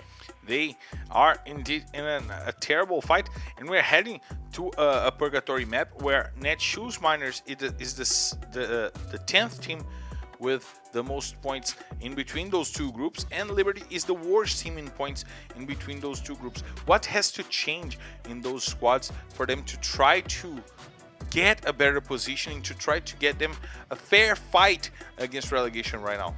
I am thinking that in the case of Netshoes Miners and Liberty as well, of course, it is really a matter of strategy, new strategies needing to be implanted. Both of those teams have problems towards their rotations, towards their overall gameplays, game style, so they need to implant some kind of better game style to be able to get more and more towards the end game parts of the matches. Of course, we see Netshoes Miners often getting to the top 6, top 5, top 3 even, but they usually don't get any elimination. So Netshoes Miners really needs a dose of confidence, of rushing, of aggressiveness that we know that those players can get because they are all experienced players. Natividade, Rick, Peusada, TMBB, Field, and Broilo are all amazing players, and they are not here for the first time. They are players that need to not be outdated. They need to be adapting towards the new metagaming, towards how Free Fire is constantly evolving, and they need to evolve as well, because if they get outdated, they will be definitely relegated, and Liberty really needs to make some changes in strategy mainly. And since you talked about being on the top 6, top 3, in Purgatory, in 17 drops, Netshoes Miners was in positions on the top 3 once and by points 3 times. Liberty 2 times each, 2 times for position, 2 times for points. That's really low for some teams here today. As we check out Magic Squad, which is the best team, they've been on the top 3 in positions for 9 times and in points for 8 times. Vivocade 4 and 4. Los Grandes 4 times in positions, 6 in points. So they are getting a little behind those teams that really are trying to fight on the top, and this shows why they are not getting the good results, right? Yes, it is a difficult situation for both of those teams, and of course, we are expecting to see something new out of them each week. And so far, we have only been disappointed by that expectation. And of course, starting off the week is a main point in their games, because if they are starting off the week playing, they need to really bring something new because they've had the whole week to practice new strategies and something else. But we are going to check out over the last 3 matches what is going to happen with those teams that are in a very uncomfortable part of the standings. And when we talk about those teams and we try to understand what is not going that good for themselves, the numbers explain it. We've talked about top 3, so the points for positions that are not that good, and the number of kills. Both of the teams are on the bottom 3 in kills in Purgatory. They only have more kills, both of them, than Nitrox, a team that is not playing well here in Purgatory as well. Nitrox with 28 kills, but Liberty has 35 and Netshoes Miners 49 in 17 drops. That averages Liberty 2 kills per map. A team that is not getting to a good positioning and are averaging only 2 kills per map is terrifying. The results are not good. Yes, it is. The results are bad for all of those teams. Nitrox, that as we have been talking a little bit about, has been having a worse development. In the split, they started off very good. So we need to see the Nitrox that we saw early on the season again. And we gotta check this out because we are getting clear. We're getting closer and closer to takeoff, and we want to see if the repeats will happen. The bet for the moment right now, the bet. Nitrox. You're betting on Nitrox? I'm gonna go with Nitrox. I am going with Corinthians because we're clear to take off, so let's hit the skies! Ladies and gentlemen, from the flight R13D4 heading straight to Purgatory, this is your captain Marcelo Ferrantini, and by my side, my co-pilot Isa invites you to loosen your seatbelts, fasten your boards, because it's time to drop, Isa! Getting again to Purgatory, we are on the second half of the day, and Nitrox will have to make a long walk towards Hilogy. Of course, they will likely, probably, encounter one of the Magic Squad players that usually drop calls at fields. They are doing very well with the drop call, just to add it up, and we are seeing all teams going to their usual spots and loot. So let's see how they are going to do. Right now, Corinthians making their drop call at Marbleworks as they usually do, and they have no problem with this drop call as well. Marbleworks is a region that is very strong on resources. It's very strong on radios. So let's check it out because Nitrox and Metagaming are making a confrontation. Bão will get Salis, but Quali brings it back, sends Eric to the floor. Now Quali will take away. Nitrox has the advantage. It's a 4v2 fight right now. It's a 3v2 now fight for Quali will get Mamute. Once again, Bão tries to bring it back. It's a 2v1. Nitrox has the advantage and they will get the kills. They only had 28 to start this matchup. Now they have 32. The kills are on the hands of Nitrox and they only lost Salis. And they can bring it back because there is a vending machine right by their side, Isa. Yes, great start for Nitrox in their worst map, that is Purgatory. Right now, they were able to completely wipe Metagaming, that is usually a very strong team, not only on Purgatory, but in all maps. They are being able to make that elimination, that squad wipe, and they are going for now their loot in Moat House. That is not usually their drop call. They usually go towards Hilogy, but Moat House is now their spot, and they are making their loot, and they are going to get to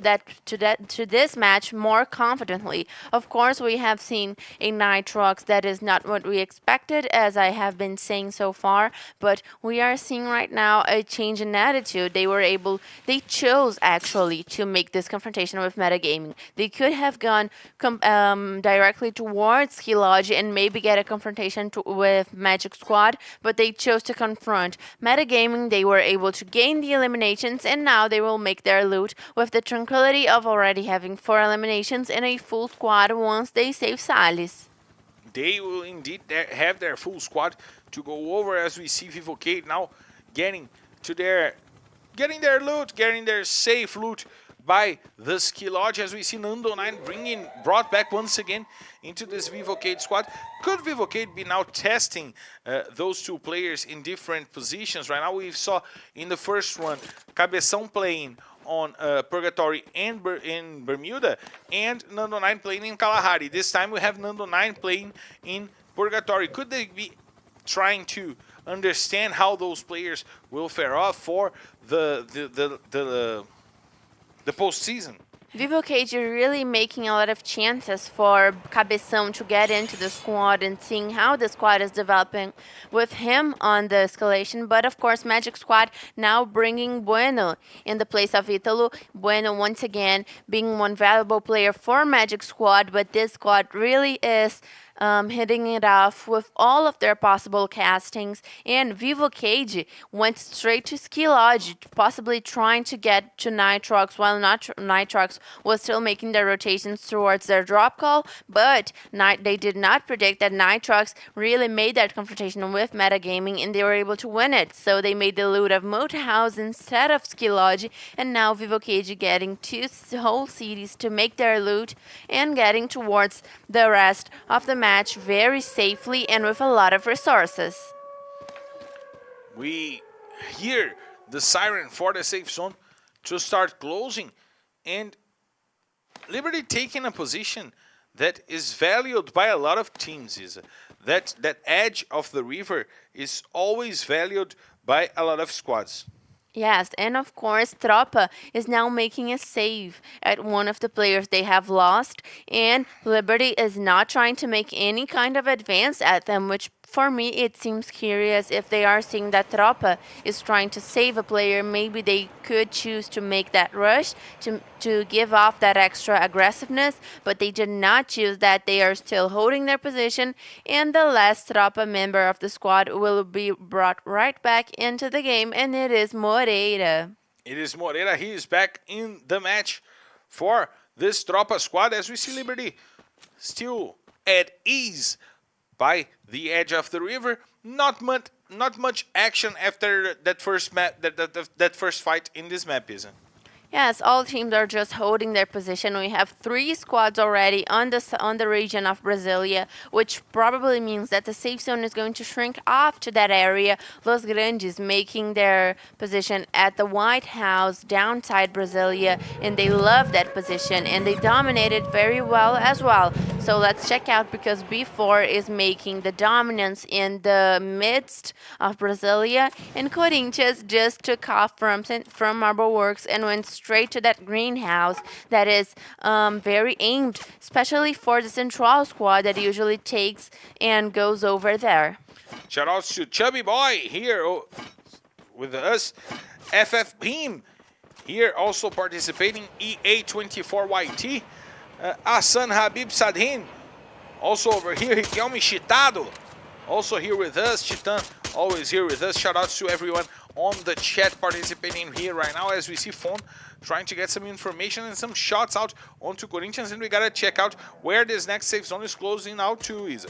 Yes, we are going to check out in a couple of seconds while Nitrox is still in their delayed rotation, as well as Team Liquid, and the safe zone has shrinked completely towards the middle of the island, of the main island of Purgatory and the central island. So a lot of water involved in the safe zone, the bridge being involved in the safe zone, and most teams will have to make their rotation, especially the teams that are on Brasilia.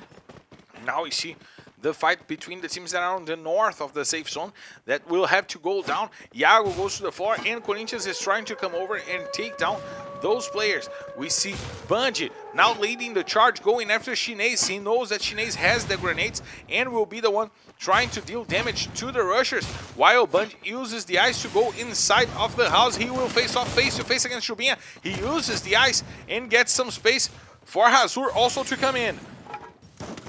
Beaching with the grenades, waiting for B4 to show up. We see Bungie and Hazur now getting covered by the ice. Lobato takes a lot of damage, but he deals some to Band as well. Vichin, he has the grenades. He's waiting for the Chrono to go over. He will bounce the grenade on the Chrono, and it will go to the side. We see Bungie helped by Memgad over there. Memgad helping the rush this time while Vitinci goes for the grenade support. Lobato will put Memgod to the floor with a nice shot with the charge buster. Bungie tries to hold on, he brings it back with Lobato on the floor. Now it's a fair fight, it's a face-to-face fight between those two teams, while Cruzeiro joins the battle and takes down 2 players, 3 players now for Cruzeiro. Bungie will take Jubinha to the floor, and before he's destroyed by those 2 teams, Cruzeiro now has the advantage. Corinthians is without any kind of equipment or support over there, and they will have to run. Cruzeiro takes that house, takes that spot inside of the safe zone, and Giga will put Memgod to the floor. Now there is Hazur fighting on the side, and Rush will get him. Nice job by Cruzeiro joining the battle, getting the kills, now 4 on their hands, and they take down Corinthians players one after another, and there is only one player to fight still for Corinthians. It's Bunge. He's trying to keep himself hidden inside of the house, while Vivocate now fights against Nitrox. João is on the floor. Now that God and Nando9 goes for the rush there, trying to take down the players from Nitrox. They already have 1 player taken down, and Silas brought João back. Nice grenade by General! Corinthians will be wiped off by Cruzeiro once again, and Vivocate is now trying to come over and take Nitrox. Nice job by the Grenadier General starting the fight, and Nando9 and that got close in it. Nitrox goes back to the lobby in the 9th position. They had a good start of match here, but they got to a poor mid-game, and once again they are back in the lobbies. Hard for Nitrox, that seemed to be going off for this match in a better rate that we have seen so far, but Vivocate making an amazing rush towards Nitrox, and right now they are going to get inside of the safe zone with their vehicles, and they will probably take over a good position, but they're going straight to Team Liquid, Marcelo. A direct battle going on. At least they got to see the players from Team Liquid outside, but will already put the first player down for Vivocate. It's General. The grenades will not be a problem right now for this Team Liquid. You saw Phoenix using the Skylar skill to break the ice and to expose that God on the open field. He uses the Chrono. He's trying to keep himself up, but the shots from Phoenix are not enough to take him down. Nice capa by Modestia. Great shot by Modestia. Great flick shot by Modestia. Putting down 1 more player. MTS will get Modestia down with the grenade. He tries to get the kills with the grenades, and he will confirm that kill for himself. Phoenix is on the floor, but Team Liquid is still on the advantage because they got 3 players down right now against Vivocate. Vivocate with only 1 player to fight. It seems to be Nando9, but the Magic Squad is also coming over. This will become a 2-team fight because Vivocate has only 1 player still remaining. It's Nando9. The grenade from Pedro Ares will force him out, and MTS will get the takedown. Vivocate goes back to the lobby in the 8th position, and Team Liquid rotates quickly to avoid being caught by the side from Magic Squad. We see God kill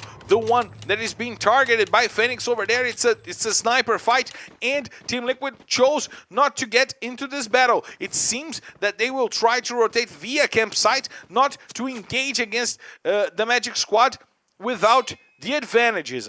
Yes, and of course Magic Squad holds the better position inside of the safe zone, and Team Liquid will inevitably have to rush towards them. So let's see how Team Liquid will work off in this confrontation, while Bud is only waiting inside of his motorcycle to make that rush.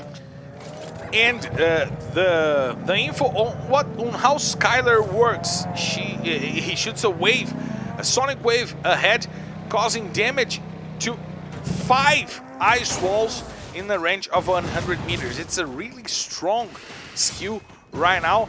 It's 40 time recharge time. The cooldown time is 40 seconds, and each wall of gel hit will increase the speed of cure in 9 points.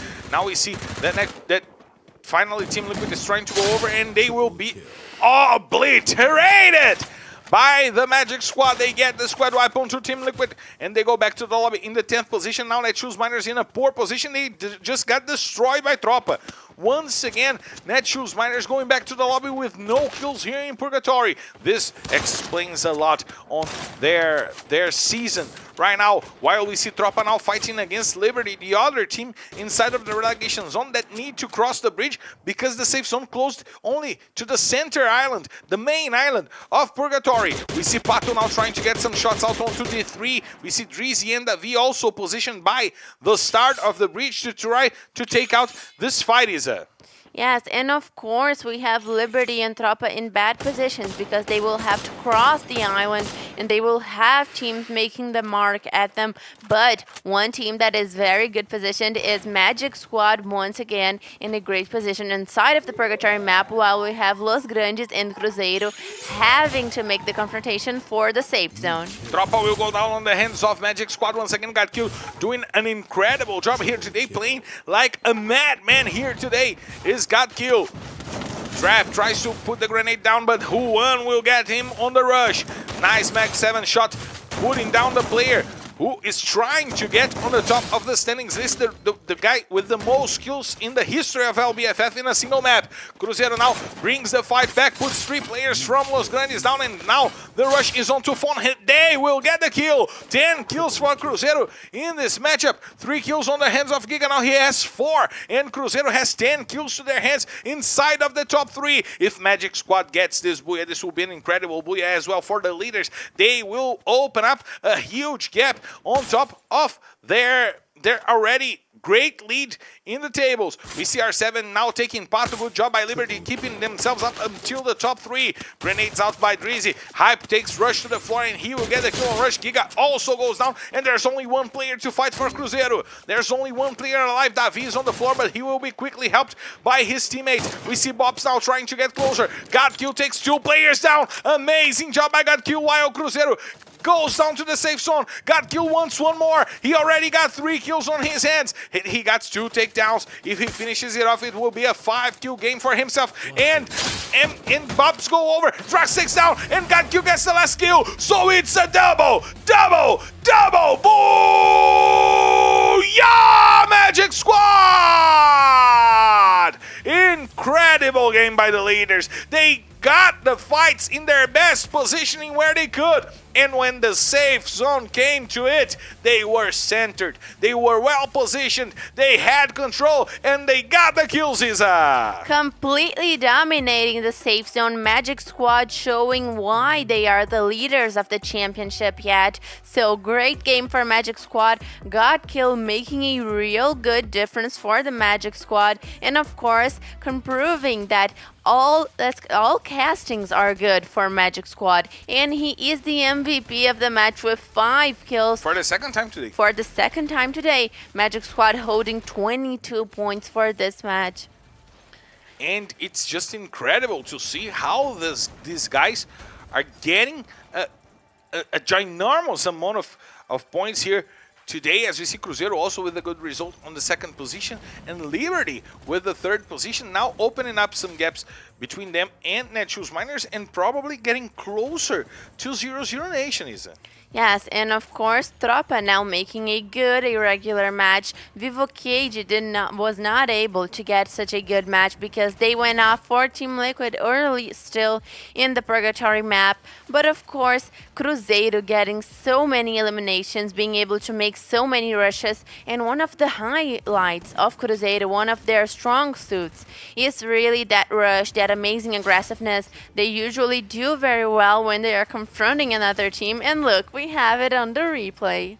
We have it on the replay, indeed, that rush, that amazing rush from Cruzeiro. And just to point out is 4 maps played, Godkill has 15 kills. With 3 more in each map, he will tie the record from Trap.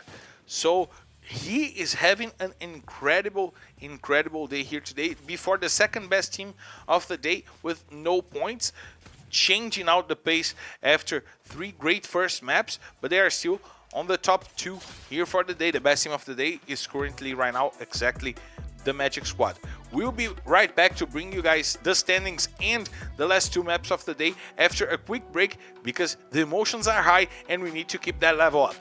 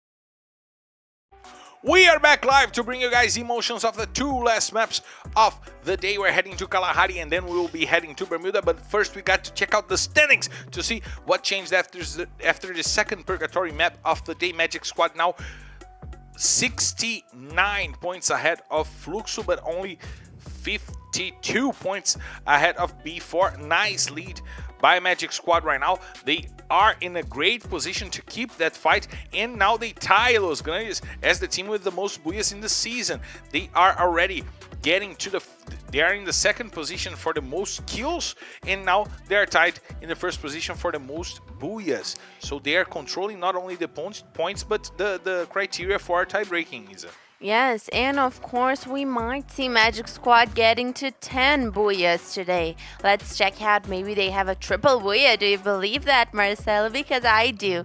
They are the leaders so far, and maybe we can expect them to get to 10 booyahs today still. But so far, Cruzeiro making a good way inside of the standings, and of course our fights for the top 5 are still on, and they are on fire because all teams are trying to get to the top 5 as quickly and as solidly as they possibly can, and the other side, the second half of the standings, remain basically the same, which is bad news for the teams that are on it. And you know what impresses me the most? Fluxo may finish off the day in the 7th position. There are lots and lots of teams that can get to Fluxo right now with those 509 points.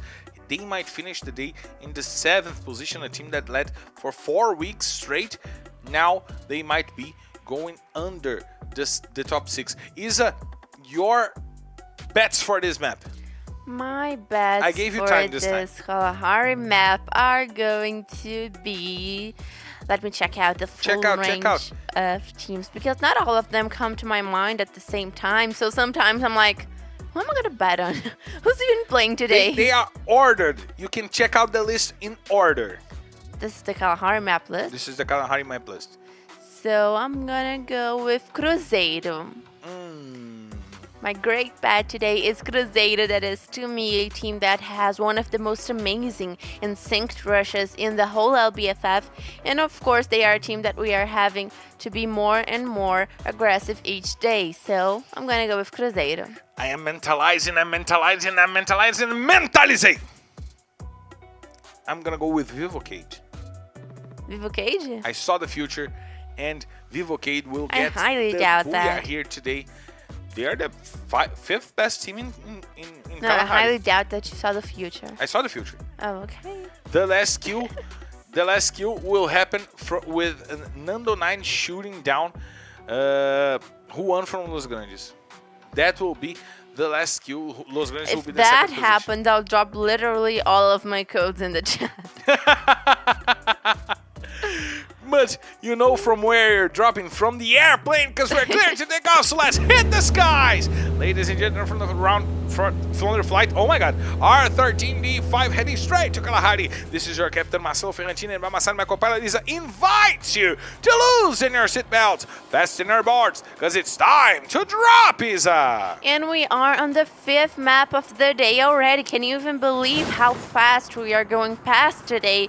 All of the teams are right now being established outside under the map of Kalahari. We are seeing how they are going to position themselves to make their loot, to get their resources, and so far so good. No teams are dangerously close to each other, but we have high expectations for some of those teams that need to do better. On example, we have Tropa that is right now in the submarine region, and they need to have a good punctuation today because last week they were bad. Oh, we have a confrontation.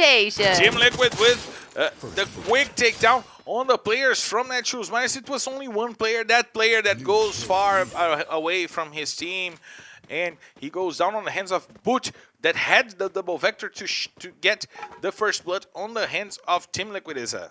Yes, and of course, Team Liquid getting off to 1 kill already. Probably the player will be brought back to the match as we are seeing being more and more common each day. But we are having as well, as I was talking about, Tropa having a bad day. We saw last week them having one very good day and one very bad day. So if we see that keeping on happening, Tropa will not be able to make it into a solid place inside of the top 12, which is their main goal so far, because we know that everyone wants to guarantee a spot in the finals, and only the top 12 teams in the overall standings at the end of our classification part of the championship will go to the finals.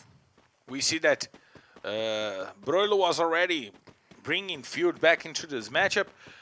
Team Liquid had the kill. It's one more point for Vivocade, and I'm gonna check here the report because the revive function is changing a lot in this season, and now we have some numbers to bring this up. Is this conversation up right now? We're getting to. I'm just grabbing this information right now on the system here, on our data system over here, and it's really important to understand how this is changing the matchup right now. We see this rotation from Cruzeiro. I'm just gathering the information, guys, to bring you the correct numbers on that right now. Let me check this out right now. And we have the records that happened this season, drop after drop, the match records that are going on right now in this matchup, because this changes a lot on how those players are facing each other on the fight for records. We see that we had 2 times in this season something that only happened twice before. Players having 10 kills in a single map. This happened twice this season, and before that, in the whole history of LBFF, that happened only twice as well. So it's really weird to see. Not weird, but it's really interesting to see how this new mechanic changes the records and changes the number of points and kills that the teams are getting right now. Yes, it does change a lot. So we are seeing the metagaming being completely renewed due to especially the revival resource, due to a lot of new updates to the game. And of course, right now we are seeing sketches of how the rotations of Liberty and Netshoes Miners are. We see Netshoes Miners is still in their drop call. They did not leave the chambers still, and Liberty is making coincidentally the same rotation as Cruzeiro once again. Liberty always choosing the most common rotations, the most obvious rotations, if I can say that, and that might not be working for them as we have been seeing due to their outcomes. So right now, Liberty getting closer and closer to Cruzeiro, that is already taking up position just in their front, and we are going to see soon if Liberty is going to make a rush or how they will deal with this rotation, because they are already inside of the safe zone, of course, but it is going to be very hard for them not to have to rotate. And if they do, Cruzeiro will have to pick up vision of them. And we have some new data here about how the players are dealing with revive. Do you know who is the player who was the most revived throughout the season? It is Moreira, with 9 kills, with 9 revives. He was brought back into the game 9 times. You see, Moreira now became a player that gets used in a different way in Tropa. He is more bold right now. He's going more for the fights because he knows that he will be revived by his teammates. Well, yes. The revival is, of course, giving off all of the players the calm and the thought, the hope that they can get back to the match, even if they have, even if they are eliminated, of course. And that really changes the attitude of the players towards the game. It changes how the players choose to make aggressive moves because they know that if they lose one or two players, they might be able to save them. So that really does make it all the difference towards their attitudes. I'm checking out the stats of the players, the more accurate stats of the players. The Magic squad is leaning a lot on one single player that is being one of the best players of the season. It's Bobs right now. Bobs is on the list, on the run for the MVP prize. He is still on the top 5, but however, he's the second player with the most assists as well in the season. He's only behind Ousado. This shows that he is such an important player for this Magic squad, and it makes us wonder: is he being felt from his former squad, from Corinthians? Because the thing is, it shows that he's such an useful player for the squad. He has 86 knockdowns. He's one of the players with the most knockdowns in the season. So he is such an important and impactful player right now for the Magic squad that when you talk about the difference that he makes not being in Corinthians, it's just incredible, right? Yes, of course. Bobs is one of the main players of the season. We have seen him have a great split 6 for Corinthians. Now he's in Magic squad and he's leading the standings, of course. That is so good for Bobs. That is a player that has already been relegated in the LBFF. So it is really inspiring to see how those players can get back up and can build themselves up from a relegation. Bobs really making history on this split. Just to finish up the information, he's the second in kills, second in assists, and fourth in takedowns in the season. That's the impact that Bobs is bringing to the leaders Magic squad right now, as we see Los Grandes now fighting against Vivocade. This fight that cooked for a little bit and now is going on between those two teams. We see Gus and Cebolinha already leading to the side, and Vivocade, my God, Iago, what a capa!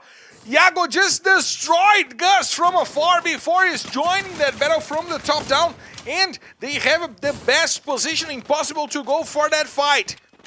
Fawn puts that guy to the floor, but now Los Grandes have to deal with the two sides. Juan brings the side, takes General to the floor. Fawn will put that guy to sleep, but Modeste Nando 9 brings it back. Juan gets one more kill with the side against General. Nando 9 will put one to the floor, and now there's only one player to fight for Los Grandes. He will have to run, but he will be intercepted by the players from Corinthians. Let's see if the last player from Los Grandes will survive, and the top killers are Los Grandes, but they will have to run.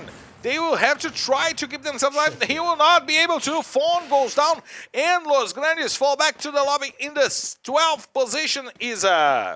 Yes, and of course, Netshoes Miners right now engaging in a confrontation with Team Liquid. Team Liquid, that is a strong team as well, and they are going to have to fight for a position inside of the safe zone because both teams are out. They are just in the borders, and look, Rick is already taking hits at Phoenix. Trying to take Phoenix to the floor while he rotates by the sides. Phoenix is now using the ice, the Sanctuary is a dangerous position right now. The grenades are coming from Rick, trying to take down the players from Team Liquid. Phoenix takes a lot of damage, but now we see Boot, MTS, and Pedro Ares going for Natividade in field. They are trying to take down Natividade, who is using a lot of ice to cover himself up, and he will try to take Boot to the floor. Now, Corinthians joins that battle as well. But Pedro Ares will put Nativa to the floor. Field also goes down. There is Rick to fight for Netshoes while we see Vitinho XP rotating and trying to get into this fight as well. Trying to take the players from Team Liquid also to the floor. More grenades from Vitinho XP now trying to use the quick grenades, not cooking them a lot to try to put down players from Team Liquid. Pedro Ares and Boot will bring it back. Vitinho XP ties the battle, and Phoenix will put Vitinho to the floor. Now it's a 2v1 fight.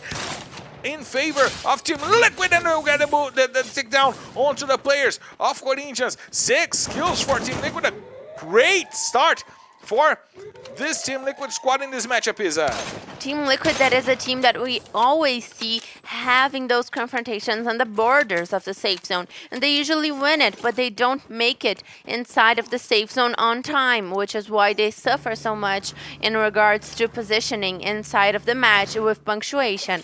But right now they are being launched towards the safe zone. And Kalahari, of course, is a completely different map, but that really makes me think, Marcelo, if maybe in Purgatory in Bermuda, they shouldn't change that strategy. We gotta check this out because this strategy here in Kalahari for them is not that the best strategy ever, because they're changing to it right now because they were in the 10th position amongst the teams that are playing here today in this matchup. Let's see how this will fare off now. Bobs takes the kill on Eric while Pão tries to take down the remaining players from Vivocade. Metagaming just exposed themselves a lot, and Drax will take the kill on Moreira. Once again, Moreira will have to be brought back by its teammates as we see the D3 now being harmed. Bueno will take him to the floor. God kill goes down on the hands of Mandela, who tries to keep Tropa alive, and there's only now Killed to fight for this Tropa squad. We see Cruzeiro now dealing with Netshoes Miners, and the grenades from Bobs will try to put Killed to the floor once again.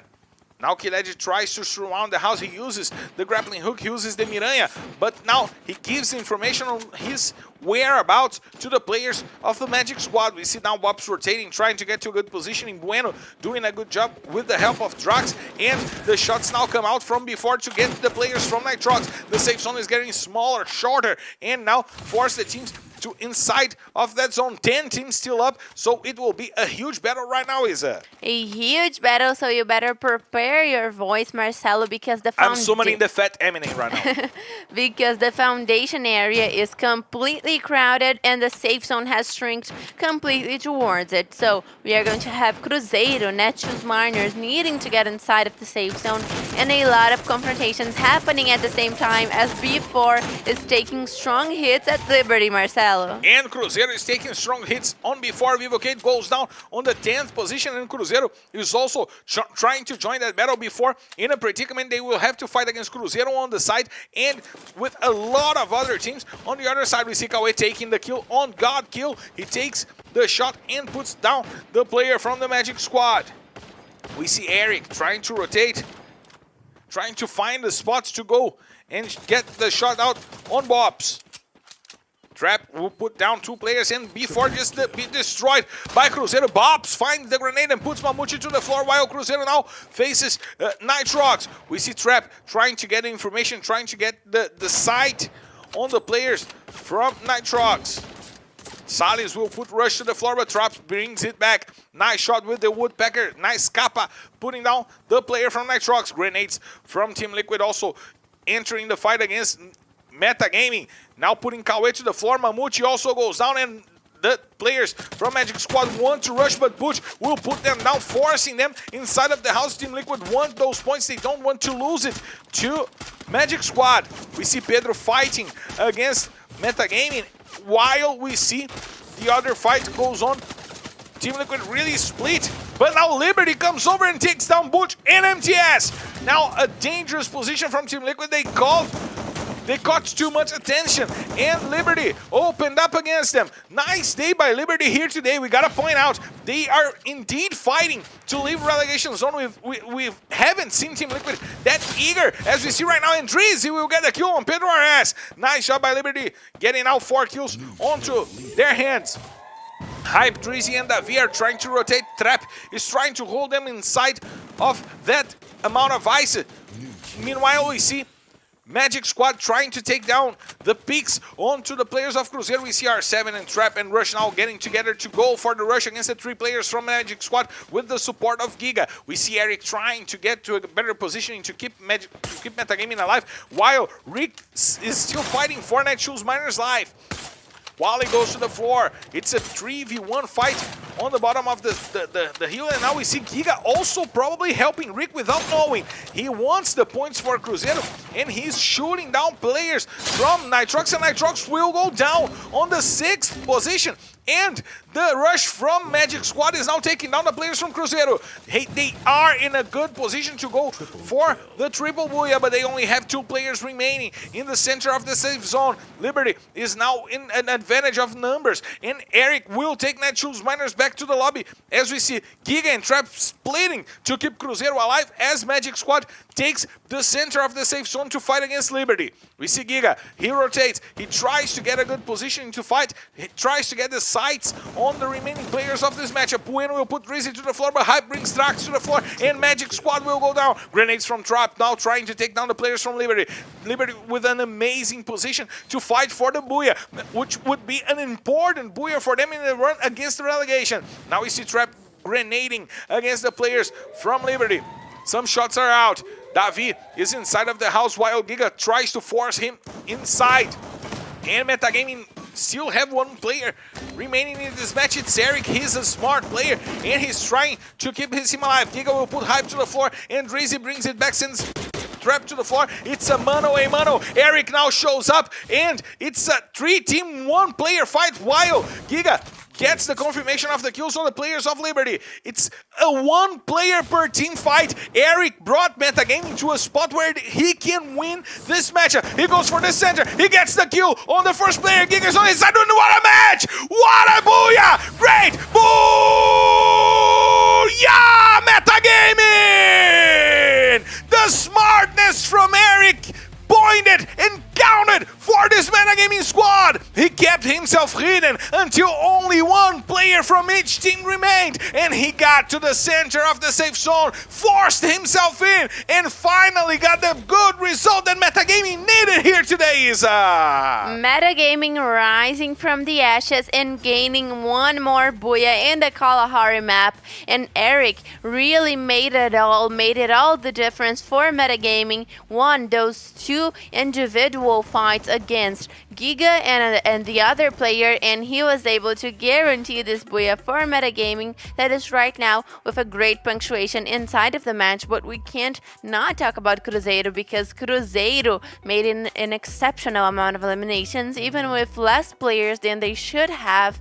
Cruzeiro really getting to a good amount of punctuation, and we are going to see it right now because Giga had 7 eliminations in 1 single match, joining up to 22 points in the Cruzeiro squad, while Metagaming, that had the booyah, especially due to Eric, with 16 points alongside Liberty, that, as you pointed out, is having a much better day today.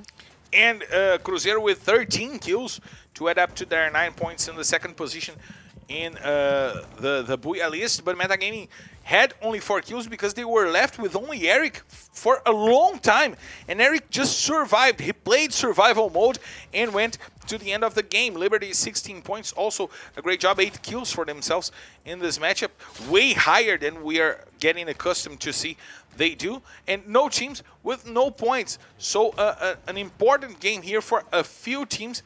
We see Netshoes Miners on the first page. We see Liberty with a good amount of points, and we got to go to the standings because 3 of the top teams are not in good punctuation. Before, Vivocade and Corinthians. Los Grandes, who was trying to get to that, not good points. And Cruzeiro just had 22. So the difference between Cruzeiro and the top is now over. Yes, it is over, and we are going to soon check it on the standings while we see the booyahs of the day. But right now, we have Cruzeiro getting to the 7th position and getting closer and closer to Vivocade, Metagaming, and Corinthians. Vivocade, Metagaming, and Corinthians that are basically... I'm pretty sure that they have some kind of agreement to have the same punctuation, because their punctuation is always so close before managing to get some advantage towards those teams. But Magic Squad is doing something really out of this world because they already have almost 90 points on top of Fluxo. And you know what impresses me the most? Metagaming now with 7 booyahs, 5 in Kalahari. They are really a strong team in Kalahari. Corinthians with only 4 booyahs getting to the 3rd position. which impresses me is the consistency of Corinthians getting to good positionings and getting points for positioning in this season. Magic Squad only 3 kills behind Fluxo, getting to the first place in number of kills as well as Buyas. And this table right now, look at what changed in the bottom. Liberty not only got to 0-0 Nation, but they got to Real. And they left for the first time the relegation zone in the season, Isa. Yes, and of course, Liberty needs an incredible last match to put up some points of difference towards Real and 0-0 Nation that play tomorrow and play Monday still. So, Netshoes Miners getting in a worse and worse situation. It is getting more and more concerning for them, especially because Liberty is right now seemingly having an evolution on their game. They are really aggressive. Right now, they are going for the kills. They found themselves a better way to go for that rotation because they were having a lot of issues since the safe zone metagaming changed. So it seems that they found themselves right now in a good way to rotate. They are indeed on the top half of the best teams of the day. I'm going to check out the information right now. They are in the top 6. They are in the top half of the best teams of the day. What we didn't see happen throughout the whole season. Yes, of course, Liberty having one turn up for the best, but of course we are going to follow up with our 6th match and last, of course, of the day, which means that those teams that are struggling really do need to do better, really do need to make something out of the game. Tropa, Vivo Cage, that have been having really bad days, are going to need to do so well on this last match if they want to still make it and salvage the day, because right now they have a very unfortunate situation going on. And of course, we might see some of the teams that are on the top positions inside of the standings standing out once again and making more and more difference to the top. And I'm getting the numbers here for this map. I think it's important for us to always try to read those numbers and understand Team Liquid is still the best team in Bermuda. They have 3 Buyas in the map. They're not the top team with the most Buyas in this map. It's Los Grandes with 4. However, they have the second most kills behind B4. And that leads them as they have 5 top 3 finishes with position, 5 top 3 with points. So they are really a strong team here, and we've seen Team Liquid try to get stronger here today. Yes, of course. Team Liquid, that is a team that was struggling in the first part of the championship. Then they went better, they started to get better, and right now they are still kind of trembling. But when Team Liquid finds their game, they're going to be a threat to absolutely everybody because they count with an amazing squad of players, and MTS is really something out of this world. So your bets for the map? Team Liquid. Team Liquid is the best. Who are you betting for? Team Liquid. Okay, I'm betting for the triple Booyah of the Magic Squad. We will have the triple Booyah of the Magic Squad here today. Nice. And we are getting closer to the takeoff, to the airplane flight. And we need to get our sights from the top down because we're clear to take off. So let's hit the skies. Ladies and gentlemen, from flight R13D6 heading straight to Bermuda. This is your captain, Marcel Ferrandini, and by my side, my co-pilot Isa invites you to loosen your seatbelts, fasten your boards, because it's time to drop, Isa. And here we are on the last map of the day, unfortunately, because we love to see those teams playing. We love to see how they are doing with their game. And of course, all teams going to their usual places and going to their usual drop calls. But so far, we are seeing the standings on the right side of the screen. And we can see that Corinthians, Metagaming, Vivo Cage, Cruzeiro have all similar situations. Cruzeiro and Los Grandes 5 fighting to get inside of the top 5. They might do something out of this match that will place them in the top 5, which is going to be very good for those teams, Cruzeiro and Los Grandes, that weren't always in the first half of the standings on this season. They started off in a trembling position inside of the top 12, outside of the top 12, but right now they are doing so well. And right now we also have a substitution. Cabeção getting back to the squad on the place of Nando 9 once again. This time it was on the place of Dead God. It was? It was on place of I Dead already God. called it for Nando 9 because we're so used to seeing Nando 9 giving his place to Cabeção, but Dead God right now being benched. What a surprise, Marcelo. It seems to me that Vivocade is experimenting. They want to know how Cabeção will fit better in this squad. He is a player that goes for the future of this squad. We see also Lapa coming in place of Jubinha, and also Renan coming in for this B4 squad. Both of the play this time Renan comes in for the spot of Chinês in B4, with 2 changes in their lineups as well. Probably also trying to understand the functioning for those 2 players on the squad. Interesting substitution, because Chinês, of course, is a undefinably good, great player. He always does a lot for his squad, but while I'm saying that, Team Liquid is already making an aggressive advance towards Liberty that is in a unfortunate situation. Pato completely alone. It's duck hunting season, because Pato means duck in Portuguese. And it's duck hunting season. Boot went with the hunt, and he wants to take Pato to the floor. Pato in a predicament. Phoenix gets the shots, and Pato will be killed. Now Liberty with only 2 players.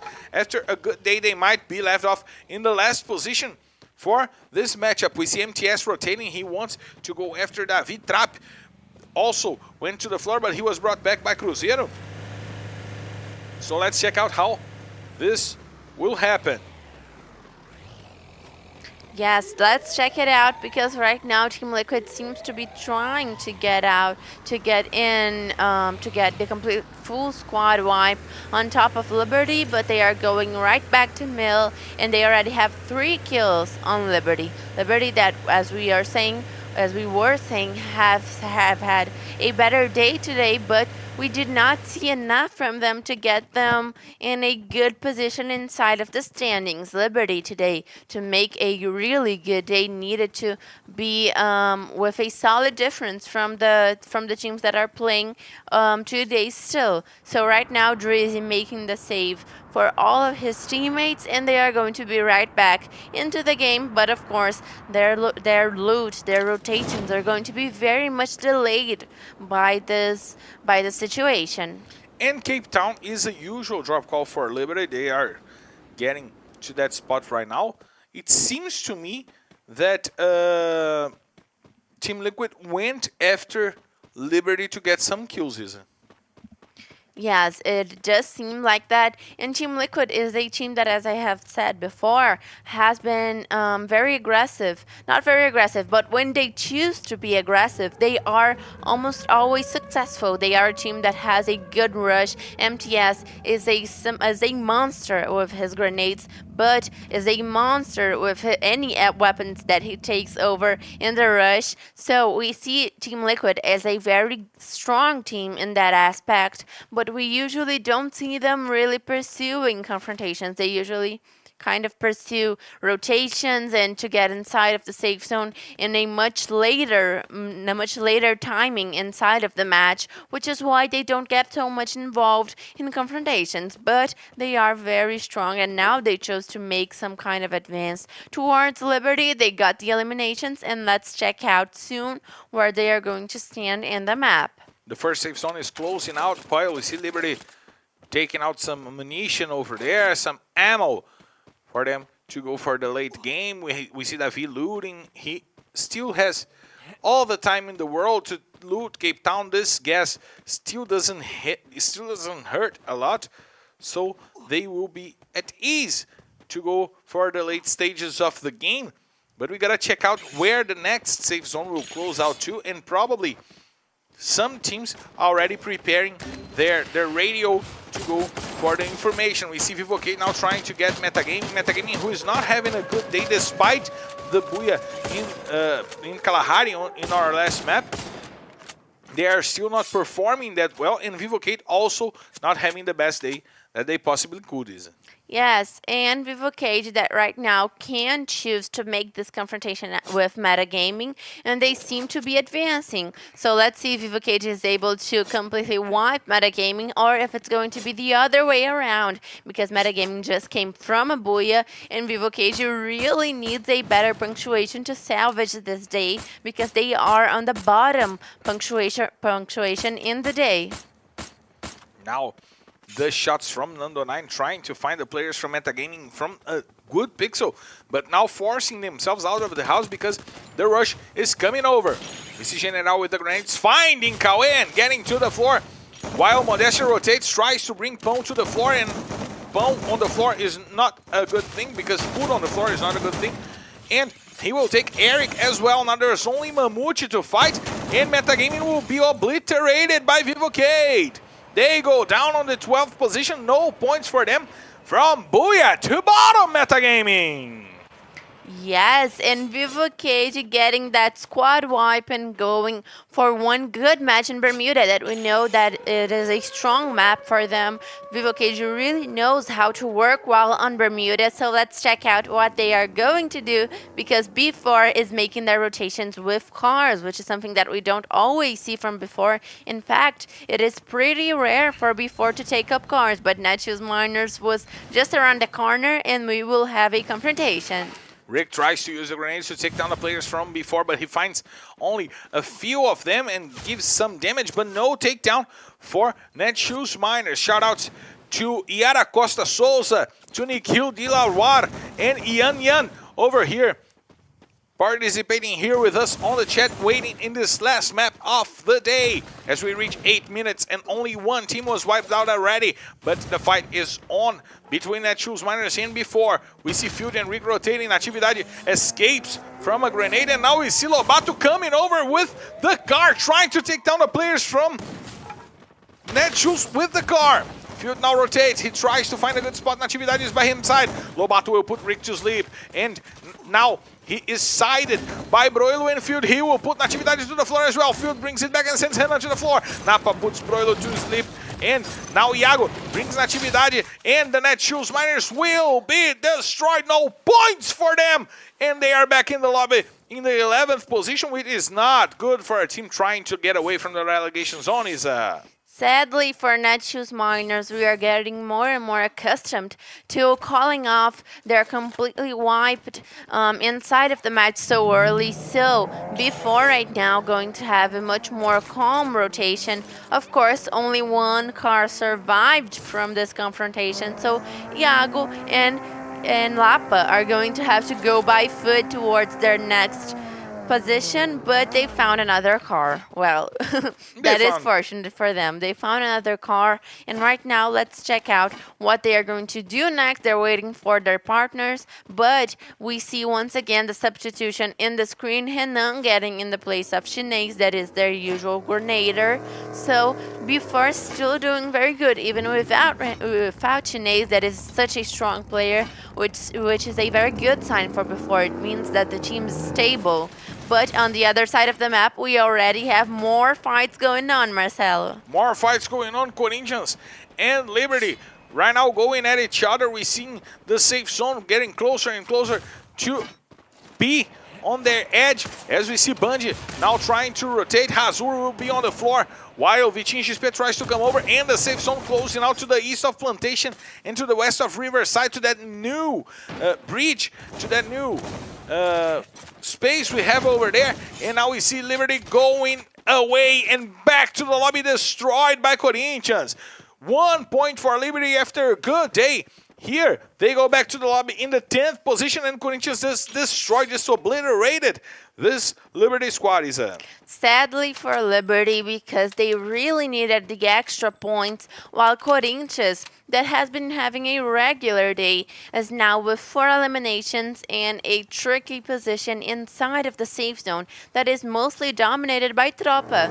tThe right now having a good position, but Before is there, and Before does not want them to keep it, Marcelo. They don't want to keep it indeed, as we see tThe taking down the first player from Before. It was Lobato. Grenades now from tThe, trying to bring down those players. We see Iago leading the charge with Lapa by his side. Lobato goes to the floor once again. Now tThe tries to come over. They take down 2 players, but they lose one important player, and now Moreira goes down, but tThe brings it back.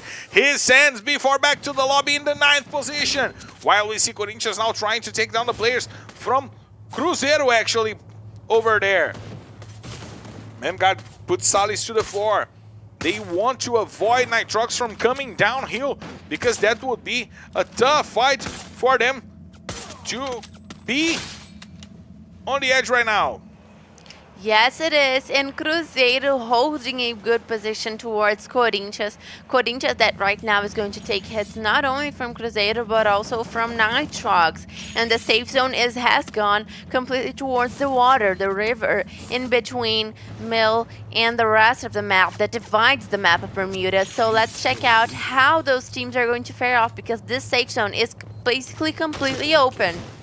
Now, the grenades are coming from Corinthians. We see Memgad with already 2 kills with XP now trying to open up the space, and they will put Rush to the floor. R7 is by the edge of the door. He puts Memgad to sleep, and he's still alive. Giga will put Bunch to the floor, but Hazur will bring it back, sending R7 to the floor. It's a 2v2 fight right now between Corinthians and Cruzeiro. Gus gets the kill on Cabeção with the landmine, but Giga will put Hazur to the floor. Hazur still gets the confirmation of the kills, and XP uses the handgun to try to keep himself alive, and Cruzeiro will go down on the hands of XP, but Corinthians also falls down to another team that was coming from the side, and we didn't get to see which one was that team. But now tThe has the best positioning inside of the safe zone, and they will force Magic Squad to go inside. Let's see how Magic Squad will approach this end game. And look, tThe completely dominating the safe zone. Of course, we have Nitrox still with 2 players, Vivocade is still with 2 players, but Magic Squad and Team Liquid are basically full and going strongly towards the safe zone. Those squads might do very well if they don't get any inconvenience on their ways, but tThe really having the basically only good position inside of the safe zone. But now Vivocade also with their 4 players. Modestia brought the 2 players that were down back into this matchup, which is important for Vivocade to make numbers. They will not have loot, however, they will be important in covering up space. Brozin puts Modestia to the floor, gets the kill on Modestia. That was one of the players that had loot, so Vivocade now has 2 players unlooted and 1 player with a full equipment for this end game. Great job taking an important player, Isa. Yes, Magic Squad making the border of safe zone. They are going to have a hard time getting out of that position inside of this edification. And of course, we have Team Liquid going for a more aggressive advance, and I am looking forward, because I can't tell who's gonna win, Marcelo. Nice Kappa by MTS, sending down the players from tThe, and Nando9 is now on the floor, while Magic Squad will try to get some shots out, but they have to deal with Team Liquid by their sides. They want to steal that kill that was on the water, and Bobs will get it. It was Nando9, the player that was on the floor, and Vivocade will go down because Pedro RS got the kill on Cabeção. Now it's a 4-team fight, 2 of them still with their 4 players standing. We see Team Liquid and Magic Squad with 4 players, then we see Nitrox with 2 and tThe with only 1 player remaining. Now we see Bueno being helped by Bobs, but the vehicle explosion took him down. the vehicle explosion put Bobs to the floor and forces him to use an important med kit in the end of this matchup. We see Team Liquid now forcing themselves onto the rush against the players from Magic Squad, and it seems that those two teams can be the deciders in this matchup, as we see MTS now leading with the grenade launcher. He's forced to go back by the players from Magic Squad. Once again, Magic Squad on the top 4. Incredible day for the leaders of the competition. We see MTS trying to find the information on the players of the Magic Squad. Godkill is by his side. If he doesn't know about it, there is a grenade here to tell him so. Now we see that Godkill will be the one charging for it. He takes a lot of damage from the grenade launcher from MTS. Skylar Skills coming over to try to take that kill to the floor. MTS has the information. He has the help of Phoenix over there, as Pedro and Butch will try to surround the players from Magic Squad. Playing smartly, Magic Squad doesn't join that battle. They want to take positioning, and now they have the best shelter to end this matchup. Let's see how Team Liquid will go over. They will try to rotate and use the antenna by that spot to get to a better positioning, but Nitrox will be the ones facing off against them. Pedro RS is far away, and Prozin might find him from behind. We see Phoenix trying to set up a few landmines over there, while MTS holds the enemies aside. Yes, and of course, 4 teams still alive, but Team Liquid coming for a strong match, and this might be one more of their Bermuda Booyahs. This could be. They are the best team in Bermuda between those two groups, and we see Bueno on the floor, an important takedown for Magic Squad, while we see Pedro trying to break the ice and expose the players from the Magic Squad, but more ice coming over to take down his side. Now Phoenix will put Prozin to sleep, and only Quali to survive for Nitrox. He will be taken down by the safe zone. Now only 3 teams remaining. We see that the fight between Magic Squad and Team Liquid is going over. Godkill now tries to open up, but Bob is sent to the floor. Bueno brings the side, tries to put down players. Godkill will also go down. Destruction from Team Liquid. It's a booyah! Team Liquid! Solid destruction from Team Liquid. They were smart. They went for the last fight and took player after player after player from Magic Squad. Killed tried to survive, but he was far away from that possibility, and Team Liquid gets their booyah here in Bermuda. The Kings of Bermuda are back. Team Liquid managing to make an amazing gameplay, a perfect gameplay up until the very end of the match, and guaranteeing the final booyah for the day, of course. 24 points for them, and MTS, the king of the grenades, is the MVP for the match. 5 kills for MTS. Vivo Kid with 14 points, Corinthians with 13, Tropa with 12, Magic Squad with 9, and Nitrox with 8. Great job by Magic Squad here today. Vivo Kid finally waking up, but too late for the day. And we have Corinthians with 13 points. Great job also by Corinthians here, isn't it? Corinthians having a very regular day, which is important. They did not have an spectacular day, but that's okay. They don't always get to have great days, and they don't need to. But having regular days like this one, Corinthians did not do so bad in any of the matches, and they were able to gather up an amount of points that is going to be enough for them to keep a good position inside of the standings. And of course, Nitrox, a team that we have seen have ups and downs in the championship, is now not doing so well. Nitrox really needed to do better. Tropa needed to do better. And we will check out, of course, the second half of the punctuation standings for this last map. And we have B4 with 7 points. B4 that did have an amazing day. Cruzeiro that did have an amazing day. But look, in the bottom 2 we have, in the bottom 3 actually, we have Liberty, Netshoes, Miners, and Metagaming. Metagaming that came from Booyah in Kalahari straight to the bottom of the table, and is a really balanced day here. Only one team went way forward, that was the Magic Squad, but a pretty balanced day here. Well, B4 also managed to stand out a lot, in my opinion, today. B4 has had amazing matches, but of course, Magic Squad really showing up their leadership, really growing to the championship. And they got 9 points in this matchup, right? I think it was more. They got the second place Oh in yeah, kills. so they went over 600 points in this matchup. Yes, Magic Squad probably going over 600 points in the overall standings, which we are going to check. And if they did went over 600 points, they have managed to make a 90-point plus difference from Fluxo. So Fluxo is going to have a very hard weekend in front of them if they want to take over the leadership back. And after such a good day from the teams on the top here today, Fluxo's target is no longer Magic Squad. They still have to fight against a really great amount of teams. The team of the day was Magic Squad. 2 booyahs for them, not performing well only in Bermuda.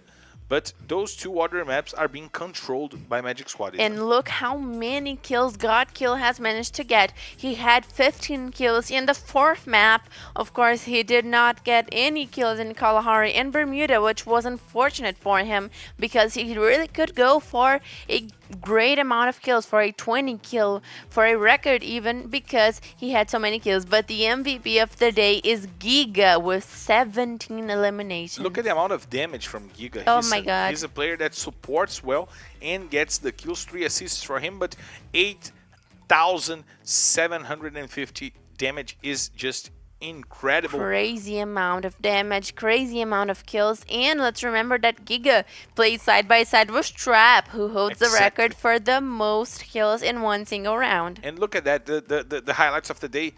Magic Squad way ahead of Cruzeiro and Team Liquid, 13 points ahead of Cruzeiro and 18 points ahead of Team Liquid, having not that many kills over them. 38 points for kills for Magic Squad, 37 for Cruzeiro, 36 for Team Liquid.